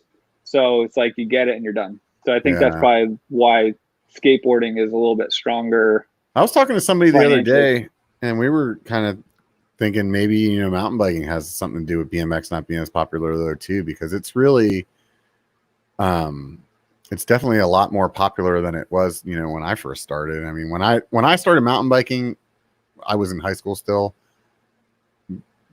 I don't think there was anybody else in my whole school that rode mountain bikes like I did. You know what I mean? Like, they had like a mountain bike, right? But like, they rode around town in it, you know, or around their neighborhood. It's like it was very, very few people. And like now, like like my friend that I was telling you that we were helping her get into mountain biking, like her son's like 12 years old, I think. He just got a mountain bike for his birthday. Like he's going out and riding like the trails that I ride, you know. And it's like definitely, you know, shoot, even like 6-7 years ago it wasn't like that, you know. Yeah. Whereas like when I was that age, like that was BMX. Like we all had BMX, and that's what we did. You know what I mean? Yeah. Like go back to the school and jump down the stairs, or try to, you know what I mean? Like try to jump over that fence, or, you know. Yeah, totally. There was that one lady, you could go through her yard and through her flower patch and jump off the wall that was right next to it. You know, and it was like, she'd come and chase you. And that's what you did every day. And they just got more and more pissed at you, you know, but yeah. I mean, definitely mountain bike has a much higher buy-in and barrier to entry for sure. Yeah. You know, if you're into BMX, you could just do it in your city or your town. Yeah. You don't need your parents to drive you around, whatever. Yeah. But I have noticed it's definitely, there's so many more younger kids getting into mountain biking now. It's awesome. Yeah. And like local BMX or local dirt jump spots popping up by mountain bikers, not just BMXers anymore. Yeah. But you know, it's definitely an expensive proposition. You know, like I was at Highland Mountain Bike Park a couple weeks ago, and there's just like so many groms, and they're so good. Yeah. But somebody had to buy him a $5,000 bike, and somebody had to get him to the mountain every day and get him a season pass, whatever. But I definitely see a lot more kids, so I'm sure it's pulling away from BMX a little bit. But it is rad to see like mountain biking be like a they have like teams, whatever kind of sport you want to consider it, alternative sport, whatever. Like, but stands right up there with skateboarding and BMX and whatever. It's not like. But I mean, like, not just a grown-up sport anymore. Even in like middle school and high school, they have like mountain bike teams now, and it's like, dude, that would have been amazing for me at that age to like be able to go and have that kind of support to go ride, you know? Yeah, yeah. I think it's awesome for the NICA thing is awesome for kids. It's awesome for you know, just getting everybody to participate and stuff like that. But I don't know. It's just my opinion. Like I think NICA overall is pretty awesome, but I think that they're definitely a little bit too conservative as far as like I don't know if it's like the right term. Like I don't know if they make mountain biking cool to everybody. They make it an awesome participation sport. But like I worked with when NICA came to New Jersey. What's NICA? I don't know what you're talking about. NICA is the National Interscholastic Cycling Association. That's all the high school cycling. I mean, different states do have scholastic cycling leagues, but NICA is the national brand. And when they came to New Jersey, I was like super pumped to get involved because, you know, obviously mountain biking provided me my life, and I had kids that were like at that age. But Jack when at the age was more into like BMX. And I started going to like these board meetings and stuff, and we started talking about like potential venues to have races and everything, and every single venue that we talked about. And I 1000% see the point of like making courses inclusive, and you don't want to make them too difficult because we don't want kids getting hurt. And like, even though I ride my bike professionally and try to do crazy shit, like I totally recognize that like you got to get people into it first. I think that's one of the biggest barriers of entry, is because when you look at some of the states that have like the highest participation in like cross country racing, which I think is an awesome bridge to get them into mountain biking, like Wisconsin and Florida have two of the biggest cross country scenes in the country. And it's because if you get some random guy that just wants to try out racing his mountain bike, like it's not that hard there. You know, you make the course hard by trying hard, but it's not necessarily inherently hard. But like, they're not Colorado going out there and banging out 1,000-foot climb right out of the gate, you know? Right. But like in Colorado, like you got to be pretty freaking serious to do a race. Otherwise, like or in New Jersey, like the terrain's really technical. So it's like hard, you know, like cross country racing struggles in New Jersey because like, it's not just something like you're going to tell your girlfriend, like, hey, you should try mountain biking, or, you know, like, it's got to take some time. You know, there's so much of it I take for granted too. I think because I've just grown up riding bikes, you know, that whenever some of these adults that I've been helping, you know, learn how to ride, and to me, it's so much of it. It's like, what do you mean you don't know how to do it? Like, I grew up on a bike, so I like it. There's so much of it that I just take for granted, and especially like my lady, she's getting back into riding again. And I mean, she was a pretty damn good rider before she got in a car accident a while back, kind of like took her out of it for a while. And even just the other day, it was like taking her down some trail. And as soon as I got on it, I was like, I shouldn't have took her here. You know, it was like, yeah. Cause it's like, you get to a point with your skill set that like things that are really hard for somebody getting into it is like so nominal to you. You know what I mean? And you forget about it. You like, and I'm not a professional rider by any means, you know what I mean? But obviously like I've been doing it long enough that I'm pretty good, you know? Right. So, and it's usually the nuanced stuff. So it's not like you think like, I'll take her down this trail because this trail is pretty easy and it has like small nuanced stuff. Yeah. But probably the bigger roller would be easier, but you think in your head that's harder, so you don't take her on that. But then like the little technical rock garden is really difficult. So I was going to say, I got a little frustrated though, because when we were talking about potential venues, it ended up being like, it basically boiled down to like every venue that was appropriate for an Ebike race was like a grass course. And it was always like, you have to be able to ride the course with all your weight on your handlebars and your elbows locked. And like if it was too steep, it's too difficult. And it's like, Jesus Christ, like a 13-year-old girl just won the Olympic gold medal. Like we can't let these kids like ride their mountain bike on like some kind of trail. Like does it have to be a grass, like a grass and gravel road? Like there's got to be some kind of happy medium. Right. You know. So talking about kids and mountain biking or kids and biking in general, talk to me about this Candade thing that you do, dude. Candade is awesome. So I started working with Candade probably 5 years ago now. How'd you get hooked up with them?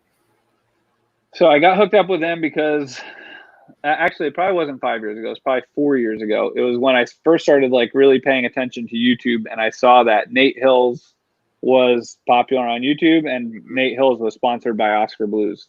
So I just was aware of that sponsorship and connection, whatever. And I was at an event for Giant, some meeting, and I was just sitting around dinner table, and I just said like, you know, it'd be a really cool sponsor, a beer sponsor, like Oscar Blues or something. And one of the women sitting at the table was like, oh, I know Dale really well. Like I could hook you up with, I could send an email introduction. And I was like, really? That'd be awesome. Yeah. So she knew Dale, like this Dale, like Dale's Pale Ale Dale. That dude. So a couple days later, like I got an email that was sent to Dale and a guy, Chad, who did marketing for Oscar Blues, and me, and just like making a group intro. And saw the email, and then like a couple weeks went by and I didn't hear anything, and I figured, well, that's that. Like she tried. And then I got an email back, and like Dale responded like, oh, hey man, big fan, like would love to talk. Let's set up a time. And I was like, holy shit, Dale knows who I am. But Dale was always an avid mountain biker, so he knows what's up. Like, so he's like, yeah, like let's hop on a call. So my whole career, one of the main deliverables I always did for sponsors was live trials demonstrations, because being a trials rider, I had the ability to like bring the action of mountain biking. This is how much of a boomer I am. Nowadays, when you want people to see the action of mountain biking, you just make a YouTube video. Right. But prior to YouTube, if you wanted people to see the action of mountain biking, you had to bring the action of mountain biking to the people. Right. So I grew up as a kid, like always going to BMX freestyle shows, and I always thought that was awesome. Right. So as I got older, like and got more into trials, like was immediately where my brain went. I was like, Right. this would be awesome. Like if you could tour around and do a trials demo. Mhm. And Hans Ray was doing some trials demos, but other than that, like nobody was doing trials demos. That was more like, well, if you do a freestyle demo, you could do a freestyle demo. I'll just do a trials demo. Mhm. So first I was on Schwinn, that, you know, you saw like the Regis and Kathy Lee clip, like that was in '96. I rode for them. Then I started riding for Giant. But like what I always did was I would compete in order to like have some type of credentials, authenticity, whatever. But then the main value to all my sponsors was always going and doing trials demos, whether it was at mountain bike festivals or bike shops or whatever. You can go in the parking lot, set up a truck and trailer with all kinds of ramps and stuff, just like Danny McCaskill does with the Drop and Roll Tour now. Yeah. And like do a live mountain bike trials demonstration. Mm-hmm. So when I started talking to Oscar Blues, I was just going to start a YouTube channel, but that was like, I've always liked selling people on things that I already do, not that I'm going to do. Yeah. So I was like, well, I'm going to start doing YouTube, but I also do a lot of trials demos, and I could do, give you branding on my demo rig and, give you representation at these demos. And Oscar Blues, in addition to being a brewery, they're involved with a lot of events. So beer festivals, whatever. So for them, it made a lot of sense to. Oh, so you're like, dude, I can go to these beer festivals now and ride bikes. I go to their Burning Can Festival and do a mountain bike trials demonstration, provide entertainment for all these like outdoor sports enthusiasts. Yeah. And then if the YouTube thing, even if you're not into biking, like watching somebody do trials is fucking cool. Totally. You know what I mean? Like you could be a NASCAR guy and be at this NASCAR event, and if there's some dude doing his bike, like you're gonna stop and watch it because it's dude. Over the course of my career, I've done trials demos at the most random shit you've ever seen. Like I've done them at I've done a bar mitzvah. I did the 2002 Winter Olympics in Salt Lake City. I did. Wow, that's super cool. Caesar's Palace in Vegas. Yeah. I've done the Van. Did you do it at Caesar's Palace? Yeah, Caesar's Palace. That's kind of crazy. When I was riding for Schwinn was like such a powerful brand, right? Everybody just knew Schwinn from growing up as a kid. Yeah, and that was like 96 through 2000. So mountain biking was really booming then. So mountain biking was really booming, and Schwinn was such a powerful brand that I did all these like random things for Schwinn. Like I did Regis and Kathy Lee, and I did the Today Show, and I did CBS Early Show, and I did demos at Caesar's Palace, and there was a company in North Carolina that licensed the Schwinn brand for furniture. I did a furniture convention. Spinning. Dude, you said earlier you're 49, man. That blew me away. I wouldn't have thought you were that old. Freaking grandpa. like spinning. Remember spinning? Like the exercise bikes for the gym. Yeah. Like the first spin bikes. That was like when the first spin bikes came out. So at all the health and fitness conventions, like spinning was huge, and Schwinn licensed that.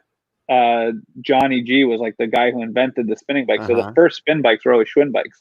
Oh wow. So Schwinn would always have these massive booths at the trade shows, and I would do trials demos at those. Like I did the most random. Yeah. Outdoor lake. Is Schwinn gone now? I think weren't they trying to make a comeback or something like that? Yeah, so Schwinn was owned by a bunch of different companies, and then the last when I stopped riding for Schwinn was in 2000. They went bankrupt for the second time. Yeah, and they got bought by Pacific Bikes, which was a mass merchant brand, and they turned it into like a Walmart brand. Does it hurt your heart seeing like Schwinn and Mongoose in the Walmarts? I know for me, like Mongoose was like the bike that everybody wanted back in the day, and it's like every time I walk into Walmart or Target and I see a Mongoose, it's just like makes me shake my head. It did at first, because like when I was riding for Schwinn, I thought I would never ride for anybody else. I thought like I'd been ride for Schwinn forever, and then Schwinn went bankrupt, and you're like, oh shit. Yeah, because you were like basically like riding for like Ford, like most right. Like if you tell somebody, because Schwinn was still in bike shops and all that kind of stuff. So like when I first started my career, if you told somebody you rode for Schwinn, everybody heard of Schwinn. Like everybody heard of Schwinn. Like my grandmother knew what Schwinn was. Like my mom had a Schwinn. Yeah. So like it was easy. It wasn't like telling them you're riding for REEB back then. Yeah. Could you imagine seeing like Yeti in Walmart in like 15 years? That'd be crazy, right? It'd be super crazy. So I made that phone call, and at first it was to do live trials demos at their events. But then they said to me that they also Candade was started by Oscar Blues as well, or not by Oscar Blues, by Dale Contestus, I forgot we were talking about Candade. Yes, that was like the whole circle. So my first deal with Oscar Blues. So basically you get hooked up with Oscar Blues. That's the beer company, and then they do Candade And then well. through those conversations, they're like, we also work with this nonprofit foundation, Candid, and we donate bikes to kids. Is that something you'd want to participate in as well? And I was like, absolutely. And is that because REEB is part of Oscar Blues, right? Like same owners or something like that? So Oscar Blues was started, I should know my history better, but it was about 15 years ago or something like that. Uh-huh. About 8 years ago. So Dale was always an avid mountain biker. Mm-hmm. He was having a guy custom build him single speed hardtails, and then one of his bikes got stolen. And if you've ever met Dale, he's just like a fuck it, I'm just gonna do it guy. Yeah. So he's like, my bike got stolen. Fuck it, I'm starting my own bike company. So when they were doing the bikes with Candid, then they were given the REEB bikes then as well, or they were just no. Bikes? So REEB was started first. So he was like, "Fuck it, I'm starting my own bike company. We're starting REEB." So the guys that would do marketing for Oscar Blues were doing marketing for REEB, and it was just kind of like just like a celebration of that culture. Yeah, I got it. Okay. So they were only doing like 100 bikes a year. Yeah. You know, if you were an employee, you'd get a REEB bike. It was just like a cool thing because I got it. Everybody there mountain bikes and stuff like that. Right. Then I think where are they located? So REEB was started, or Oscar Blues was started in Lyons, Colorado. Okay, so Colorado. And then they moved to Longmont, which was a couple towns over, whatever. Yeah, whatever. So then they're they in Colorado. So then that makes sense. Then Lyons, which was the mountain town where Oscar Blues was founded, in this tiny little barn, flooded. And as a response to that, they started Candid. So they were doing a bunch of grants to local people in the town, and they shut down their canneries or canning line, and they canned water. So that's where the whole can thing. Oscar Blues was the first brand to can craft beer. Oh, okay. So that's like why it's Candid, because Oscar Blues has always been kind of synonymous with canning.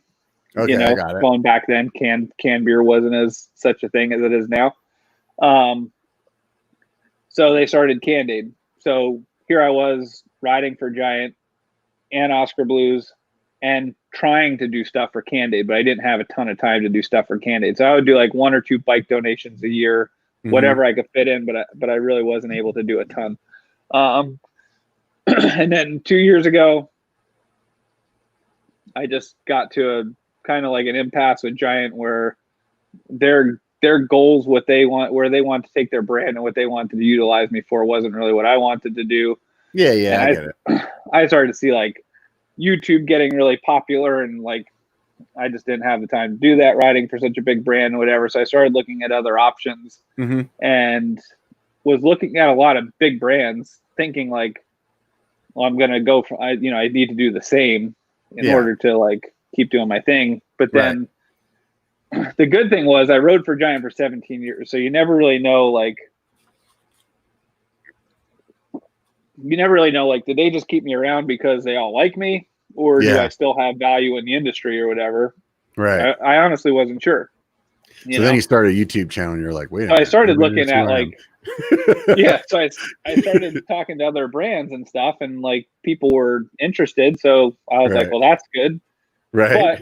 But I wasn't getting psyched on anything, because if you had asked me 3 years ago, I would have told you like, yeah, my job is I'm going to ride for Giant and I'll work for Giant someday. Yeah. And then you start realizing like, if you don't have common visions, like you're not working for Giant someday, Yeah. And then you're like, well, shit, I just spent 17 years building somebody else's brand. Yeah. And then you see like, I wasn't building Jeff Lenosky or Trail Boss or anything that's sustainable to me. And the path forward for them wasn't going to do anything for me. It was just about the Giant brand. And you're like, well, this is eventually going to end where I have like no options other than like, if I just figure something out now. So I was talking to other big brands. Make a long story short, then you start hooking up with these guys.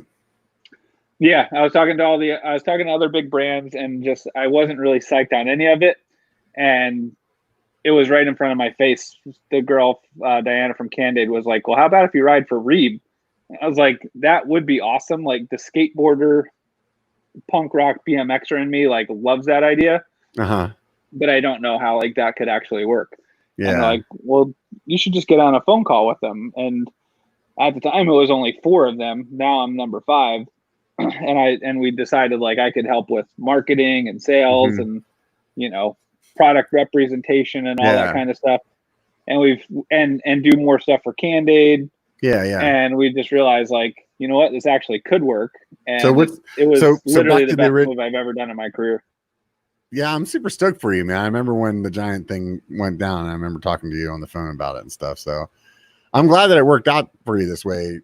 But back to the original question. So what is Candade? How's it work? How do you guys select the So Candade is a nonprofit organization. We do a bunch of donations to underprivileged kids. So they have one division that does musical instruments, which is a huge one because Oscar Blues and Candade does a lot of work with musical artists. Oh, that's cool. They'll go into schools and donate musical equipment or musical instruments. Which is pretty awesome. And then that's under their Tunes program. And then they have one called Tread to Trails, which is trying to get kids away from the screen and active. So that started out as bikes. But now we've also been doing skateboard donations too, which is pretty awesome. Sweet. So we'll go in and we'll donate bikes to an entire 1st grade class or skateboards to an entire 1st or 2nd grade class. Have you put like little clips of that on something? I feel like I've seen it. Yeah. I put it on my YouTube channel all the time and unfortunately nobody watches it. I really I felt like I've seen it before and it's just like I can't imagine how rewarding that feels to like go in there and give those kids bikes. Like I would be like crying and shit, dude. It would get me all emotional. It's absolutely amazing because I mean, I grew up, you know, pretty middle class, but you know, there's always stupid shit you can get into, whatever. Bicycling was always like my compass. You know, if I could always be doing something stupid, but I'd just get on my bike and kind of stay out of trouble other than getting hassled by the cops for like grinding a curb or something. But like, you know, it was always like a good moral compass, whatever, positive use of your energy, whatever. So to be in a situation where I've helped Candade even build that program a little bit, like through some industry partnerships and stuff like that, and be the one to go into the schools and give kids the same opportunity that I had, fortunately, because my dad just bought me my first bike. But a lot of these kids aren't in that position. You know, they're usually Title I schools, so they're low income schools. So we're going in and we're giving kids the opportunity. Oscar Blues just like donates a certain amount of money and you guys like buy the bikes and then just show up and so Oscar Blues, so that's where things are a little bit different now. A few years ago, Oscar Blues owned REEB and it controlled Candade and stuff like that. But then Oscar Blues got sold 3 years ago. So now we're all independently operated. So we're all like best friends, but we're not under one umbrella anymore. So REEB stands on its own as its own company, brand. Candade is its own nonprofit organization, and now Candade has grown a lot. So we have tons of private fundraisers. You know, when my bike stuff got stolen last year, I did a big fundraiser. You know, there's a lot of private, I remember seeing that. A lot of private fundraising. We even worked. You raised like $20,000 for that, didn't you? $27,000, which was freaking sick, awesome. Man. That's so really cool. awesome. Yeah. That was probably one of the most rewarding things I've ever done. Yeah. Like I kind of like when it happened, like all my shit got stolen. It was $25,000. I had all kinds of messages like, "Hey man, let us help you out." And I was like, I don't think I'm going to need help. I think I'll be good with my sponsors and my insurance. Like, give me a couple months to figure this out. And like, once I got like back on my feet, I was like, all right, everybody offered to help me. I'm going to hold you to it. Like, you're all willing to help me. Now let's see if we could actually do this. And at first I was like, oh yeah, we could raise 25,000. And then I started like looking around the landscape and seeing like how hard it is for people to raise that much money. Yeah. And I was like, oh shit, this is going to be actually really hard. But everybody came through. Everybody came through, and you know there were so many people like Joe from Mr. Tonka MTB. Like he raised over $1,000 or maybe even $1,500. That got matched, and people were so generous. It was insane. Yeah. But we raised it, and it was awesome. So Candide completely stands on its own now. It's a lot of private donations. We also have a lot of corporate sponsorships and stuff like that. And now so what do they do? How do they like come up with what school they're going to? Like, do the schools apply, or they just go and like? So a lot of times the schools are dictated by where the funding comes from. So, for instance, like last year we did a bunch of donations around the Dallas area, and it was because a brewery in that area hosted 2 bike builds. So we did 2 bike builds there, and then subsequently donated the bikes around there. And then over the wintertime, Merrill came in as a big corporate sponsor.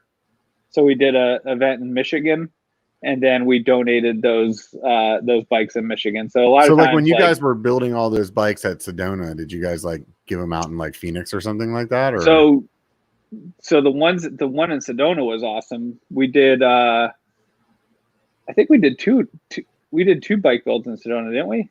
Yeah, maybe 2 different days. Or maybe we didn't. We did. So the first year we ever did one in Sedona, they built some bikes at McDowell Music Festival, which happened the same weekend as Sedona Fat Tire Festival. We donated those in Phoenix. The cool thing about Sedona was we did the bike build in Sedona, but the school adjacent to the concert ground where the festival is held was a Title I school. Oh, cool. So when those kids are sitting in class on Friday and they see all these mountain bikers from all over the country coming to Sedona to ride bikes on their trails, like now they have the opportunity to see what the sport's all about, which is awesome. Yeah. So that was really cool. Is REEB like donating bikes too now, or are they just like donating? So REEB donates to Candide. So REEB helps support Candide. So you said pretty much young kids though, so they're like little like yeah, these are kind of like Walmart BMX bikes kind of that you guys are giving out. So that's actually was kind of cool. So the first donation that I ever went to, they were buying, I think they were actually Huffy bikes. They were just at retail buying Huffy bikes. Yeah. And the price that they were paying was close to double what we pay now. And that was because I set them up with a good friend of mine who works for Kent International, which is a big private label manufacturer. You've probably heard of Kent. They do like, if it's not a Pacific Biker, it's not a Schwinn, and it's in a mass merchant, it's probably made by Kent. Yeah. I know because people license different names and stuff. Yeah. So you hooked them up with them. Now they're getting their bikes cheaper. I hooked them up with them. So now the bikes that these kids get are a model that's made specifically for us. It has a really cool geometry. So cool. Yeah, it has like a long, low geometry, so it's like perfect for learning. Yeah. And then the bikes are branded Candide, and they have a REEB head badge, and then they have Trail Boss stickers on their handlebars. Oh, sweet. And those bikes are red. So if you've ever seen my hardtail, that's usually what I ride at those demos. Like the reason my bike is red is because the bikes that the kids get is red. Yeah. So it kind of all matches. Cool. That's really cool. Because I can imagine being like a first or a second grader and like come seeing somebody like you do a demo and then being like, do they know that they're getting bikes, or you guys kind of like unveil it at the end? I'd say 9 times out of 10 they have no idea. There's been a couple situations where they have to bring home permission slips in order to get the bikes. So sometimes like word gets out or something, they might have an idea. But usually they're like watching you do a bunch of tricks and then they're getting a free bike. Exactly. And like sometimes we'll set them up like we'll go to the school and we'll put them like in the auditorium behind the curtain or something. Yeah. And like we'll do a demonstration and get kids excited about bike riding and ask them if it seems like a sport they'd want to try. And then they like open the curtains and you're like, every one of you are going home with a new bike today, and the kids go insane. Yeah, awesome. I'm sure, dude. That's just gotta be like, it's really, really, really awesome. Yeah, that's just gotta be sick. So tell me, the coolest part is, go ahead. I was gonna say the coolest part is, you know, a lot of times you'll go in and you'll do these donations and you might not have the opportunity to see these kids again. But at the Sea Otter, we've done 3 donations now. So, and at the Sea Otter, I do a public outreach program for them. So I've been going to the schools prior to the Sea Otter for the past several years, and we'll do like mountain bike trials, demonstrations, and like get kids excited about bikes. But now that I've gone, and we've always selected one of those schools for a candidate bike donation. Mm-hmm. So now I've had the opportunity to go back to those schools where we've given away bikes and actually talk to those kids who have had them for a year or two now. Yeah. And it's awesome. Like when you go back a year later and the kids talk about still riding those bikes. Yeah. Yeah. Because you never know. Like, are you going to give away these bikes and they're just going to collect dust, or are they actually going to go ride them? And you'll go back there a year later and all those kids are like still riding the bikes, talk about riding the bikes. That's so pretty impactful, sweet, man, to people's lives. That's just amazing. I feel like I need to do something else in my life now. Tell me why you like working with REEB, dude. I like working with REEB because I've been riding professionally for 23 years, and I've never really had the opportunity to have so much input in a brand like I do with REEB. The signature hardtail that I came out with this past year was something that happened within like 6 to 8 months, which working for like a larger bike brand would be impossible. Yeah. You know, they can't even prototype something in 6 to 8 months if you're building stuff overseas. Yeah. But when you're building it in the US, it's lean and mean, and you could prototype and try a couple different versions and just bring it to market pretty quick. So that's been pretty awesome. It's super, super risky and nerve wracking. Like when you work with such a small brand, when I stopped riding for Giant, you know, when you work with a company that big, they're going to sell bikes regardless. Yeah. You know, so it's really hard to tell whether or not you move the needle or anything like that. Right. I mean, you might sell a handful of Giants, but it's not going to affect their bottom line or whatever. Right. Right. And with a company like REEB, like we came close to doubling their sales last year.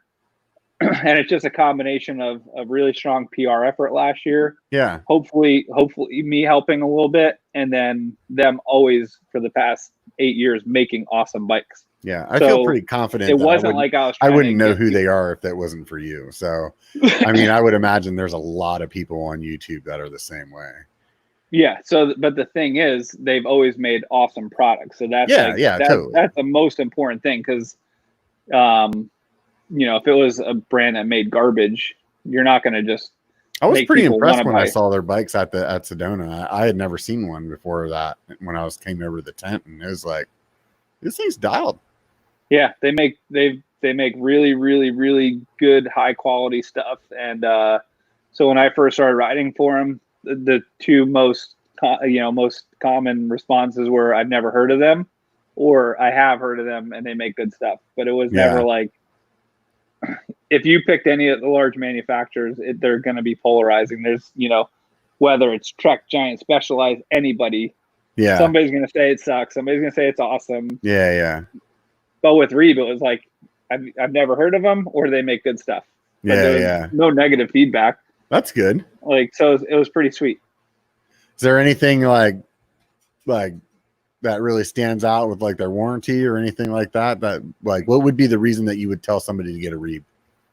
I would tell somebody to buy a REEB for, you know, if you're looking for a gravel bike or a hardtail, you're buying a custom bike. So custom geometry, super simple. It's something that we do all the time. With the suspension bikes, it's something we could do custom geometry on suspension bikes as well. It's just a little bit more difficult, but we spent a ton of time listening to riders and being riders ourselves, which is something super, super funny. Like when I rode for Giant, somebody would say like, do you really think the Giant is a good bike? And it was a pretty decent bike, but I didn't design it, or I didn't have anything to do with it. And with REEB, like if somebody says like, is that REEB really a good bike? I'm like, it is. And if it's not, I don't have anybody to blame but myself, because it truly is like Tim and Adam and myself and Sam, like we design bikes and we all collaborate on it. So if it sucks, we have nobody to blame but ourselves. Like it's stuff that we genuinely like. And we'll go back and forth like, hey, I really think the seat should be a degree steeper. What do you think? Okay. Prototype it, try it. Okay. Yeah. So the awesome thing with the suspension bikes is everything's handmade in Colorado. The tolerances and the craftsmanship are super tight, which definitely leads to better long-term performance. Right. You don't wear out bushings, you don't wear out shocks. You'd be amazed when you buy stuff from overseas, like, you know, people might think if a shock wears out that the shock was bad. A lot of times it's because the frame's completely out of alignment or something like that. Oh yeah.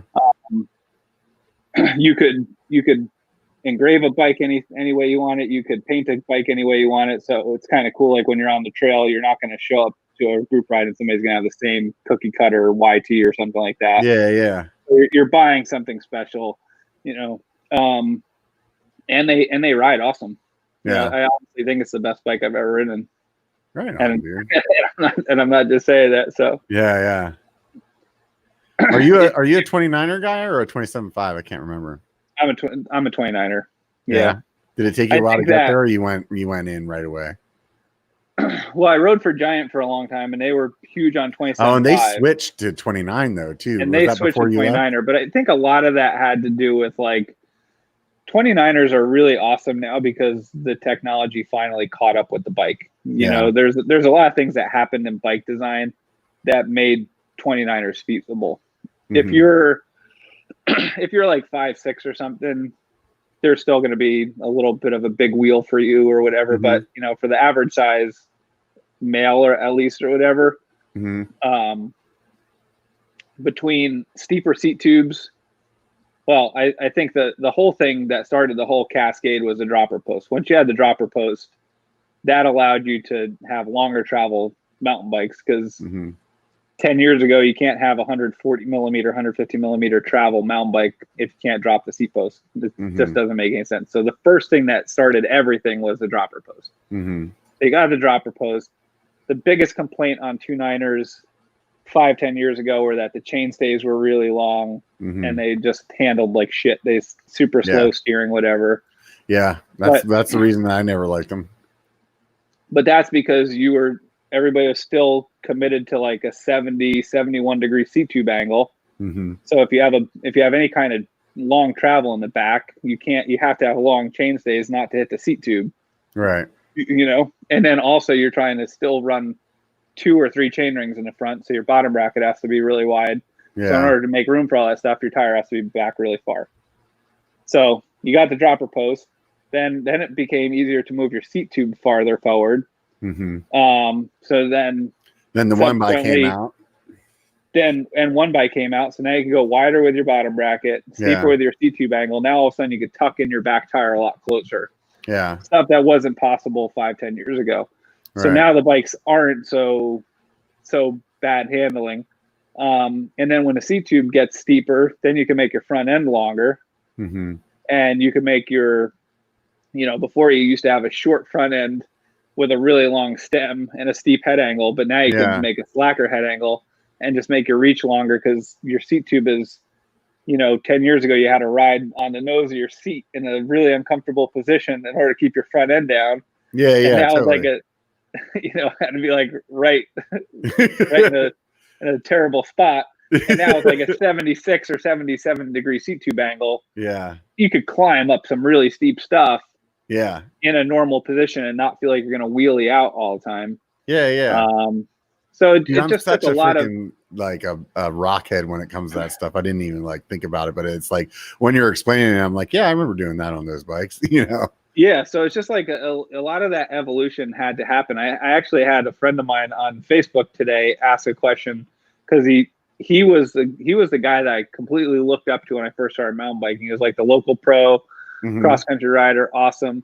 And he posted like, looking for a new mountain bike, is a dropper post a necessity? And I was like, on a modern mountain bike, 100%. Yeah. If I was to get on an old school hardtail, I can ride it without a dropper post because it probably has a 70 degree seat tube angle. So you could do a lot of maneuvering in front of the seat, and the top tube is going to be short enough that you can do a lot of maneuvering behind the seat. But on a current like modern suspension bike, the reach is so long and the seat is right up under your butt. Yeah. That you can't ride technical stuff unless you drop the seat because it's literally right under your butt.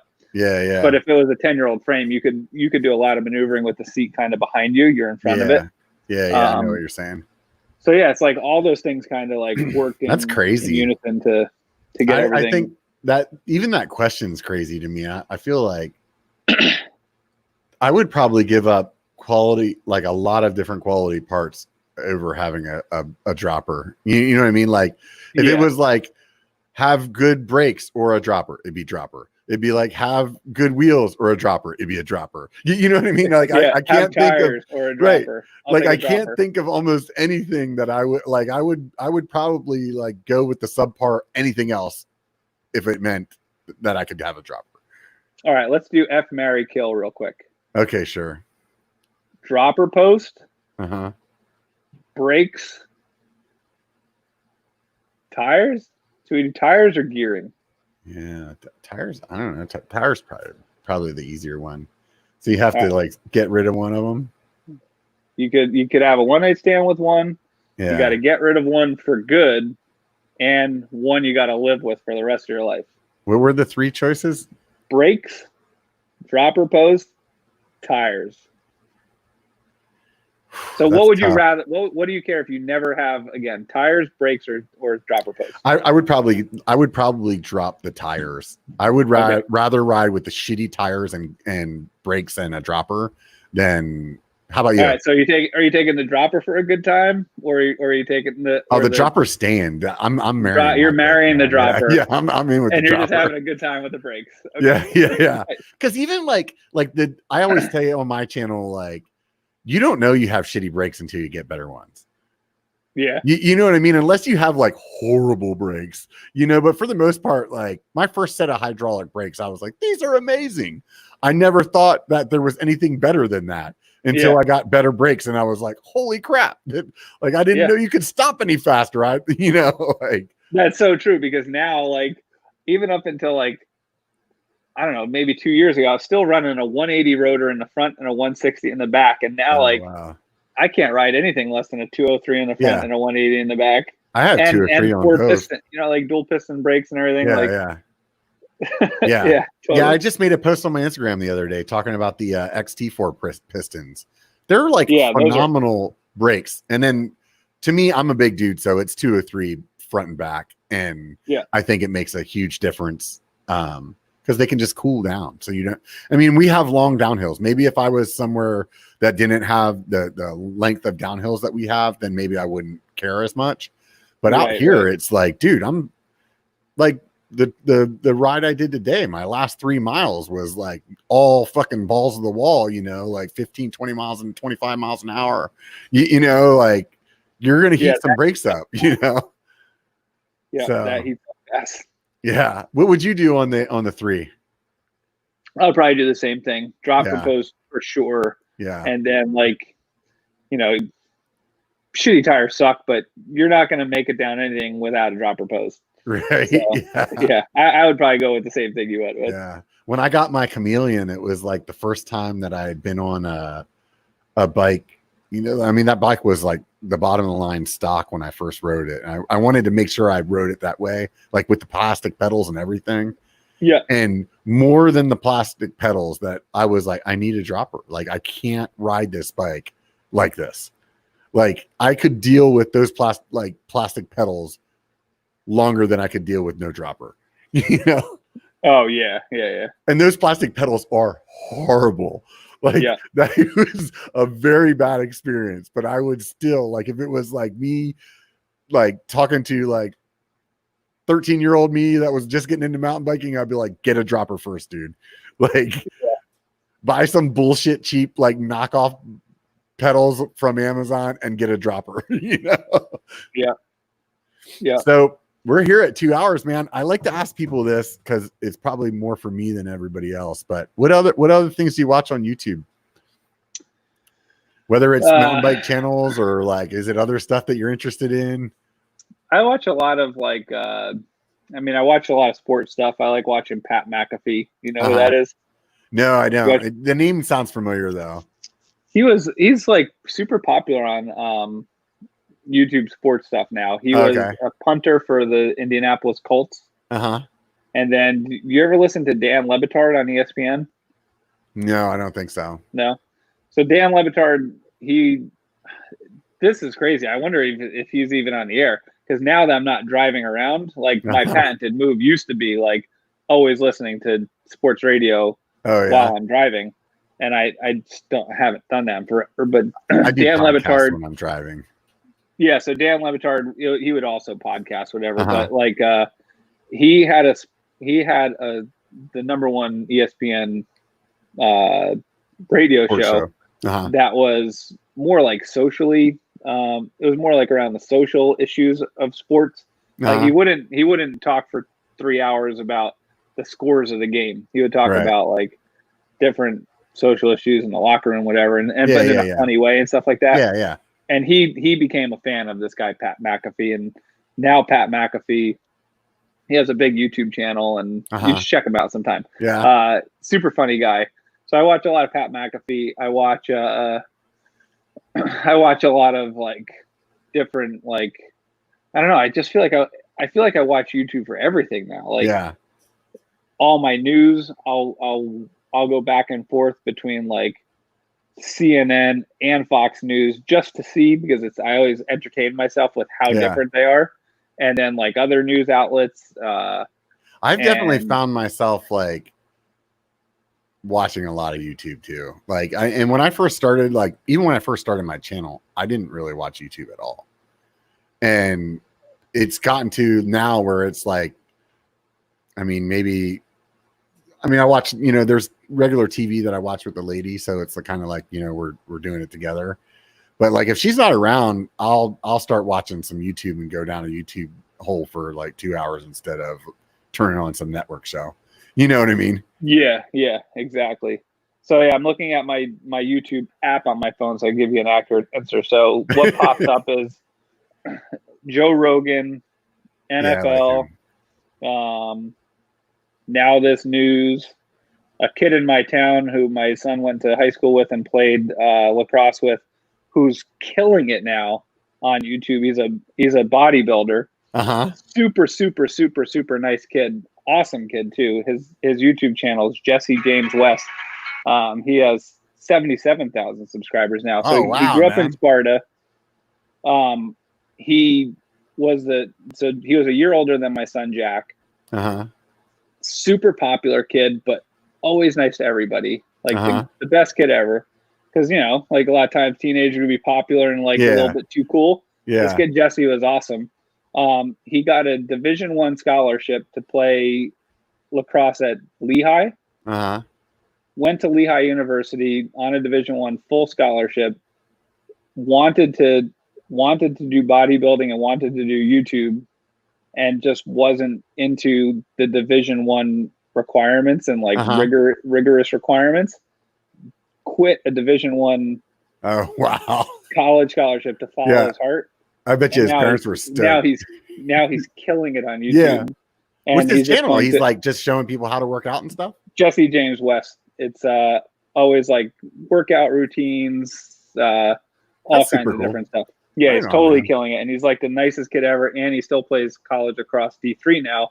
And I guess he didn't play this year, but did awesome. A lot of skateboarding stuff. There's a podcast called 9 Nights. I watch that, and then just like other random stuff. Yeah, just like news stuff and some bike stuff. I don't really subscribe to any bike channels. I'll just like poke around and see what's. Dude, I'll unsubscribe from all of the bike channels every like couple of months because I get irritated. Dude, I have like some weird things where it's like I get tired of like the notifications, so I'm like, fuck it, I'm unsubscribing everybody. And whenever they came out with that thing where it's like, oh, they'll tell you this guy's been following your channel for like 3 years, I'm like, oh, that sucks, because it'll be like, oh, how long has Robert been following Trail Boss? 1 month. Like, damn it, 2 days, because like I do that. I just get tired of the notifications. Somebody else was like, dude, you can turn the notifications off. I'm like, yeah, but I can also just unsubscribe from everything and then I don't get anything. So I don't know. It's just stupid things I do. And then I'll like re-add them all like a month later. And yeah, it's just back and forth. It's absolutely not because I like anybody better than anybody, but I think the only YouTube channels I'm subscribed to are like you and Phil. And it's not because I don't like the other guys. Like, I'm awesome friends with Eric Porter and like Jeff Kendall Weed. Love, like, he's probably my favorite channel. But like, I just don't subscribe. Like, if you look at one, then it just keeps showing up. So I mean, that's part of the reason why I do it too. It's like I don't want to see the notifications, and then when I get on there, it shows me all the guys' videos I want to see anyway. Or I'm like, hey, I haven't seen a daily video in a while. Let me go check by his channel and see what's there. And then I get like to binge like 3 or 4 of them. You know? Right. Yeah, totally. So, I don't know. Hey man, I appreciate you getting on with me, dude. This I always have a great time talking with you, and I'm bummed that Sea Otter didn't happen because then we didn't get to hang out again. So hopefully 2021 treats us a little better. Yeah, definitely. And I'm hoping to like start traveling in the fall a little bit more. So I don't know. Yeah, maybe if you make your way out here or something like that. Yeah, for sure, dude. You make your way out here. Let's definitely do something, man. It would be it'd be fun to go ride. I think the only time we've ridden together was when you tried to kill me in Sedona. I was gonna say on that one trail that you did not like. I wanted to go back this year. I was hoping to go back to that trail and try to see if I could actually ride across, and it just didn't work out. So maybe next year I'll go back. That's funny that did you watch my new YouTube video? No, I didn't. With Aaron Chase? No, I haven't seen it yet. When did it come out? Yesterday. Oh, okay, yeah. So do me a favor. I'll have to check it out. When you log off from this, I want you to watch it, and I want you to. I wish there was some way like you could watch it right now, because I would love to see your reaction. Like I would love. I was like visibly like watching it, going like, I can't believe I did that. That was sketchy. Whatever. Knowing your fear of heights, I want you to watch this video. So watch and send me a text when you're done. I definitely will. I just put it up yesterday. Sweet. Yeah, you will. It will be your least favorite YouTube video of all time. I promise. It can't be any worse than the white line videos that I've seen. Those things, it's worse. I'm petrified of the white line, and after watching this, I'm like, I don't know why I'm petrified of the white. This was sketchier than the white line. All right, man. I'll definitely check it out. Yeah. Well, thanks again, man. I really appreciate you coming on the show, dude. Like I said, always a good time chatting with you. Hey, everybody out there listening, if you liked the show and you want to keep seeing it, hit the thumbs up if you're on YouTube. Hit the subscribe button. That makes me happy. If you're watching a podcast, leave a comment or write a review. Do whatever you have to do to make this thing more popular, because I want to see it grow. And I'm having a lot of fun doing these, man. I've always enjoyed it. I like talking to people, and so let's see it happen.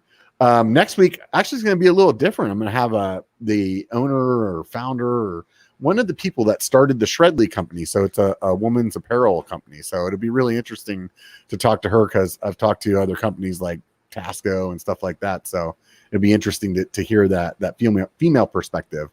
Like I said at the beginning, if you guys want to help me and so I can keep having empty beers back here in the background for you guys, you could join the Patreon, fill up the beer fridge for me. That'd be awesome. Once again, Jeff, thanks, man. I really, really had a great time hanging out, dude. It's always a pleasure talking to you, for sure. Right on. So for all you guys that don't know the outro, it only takes a bike to be a biker. So get out and be one.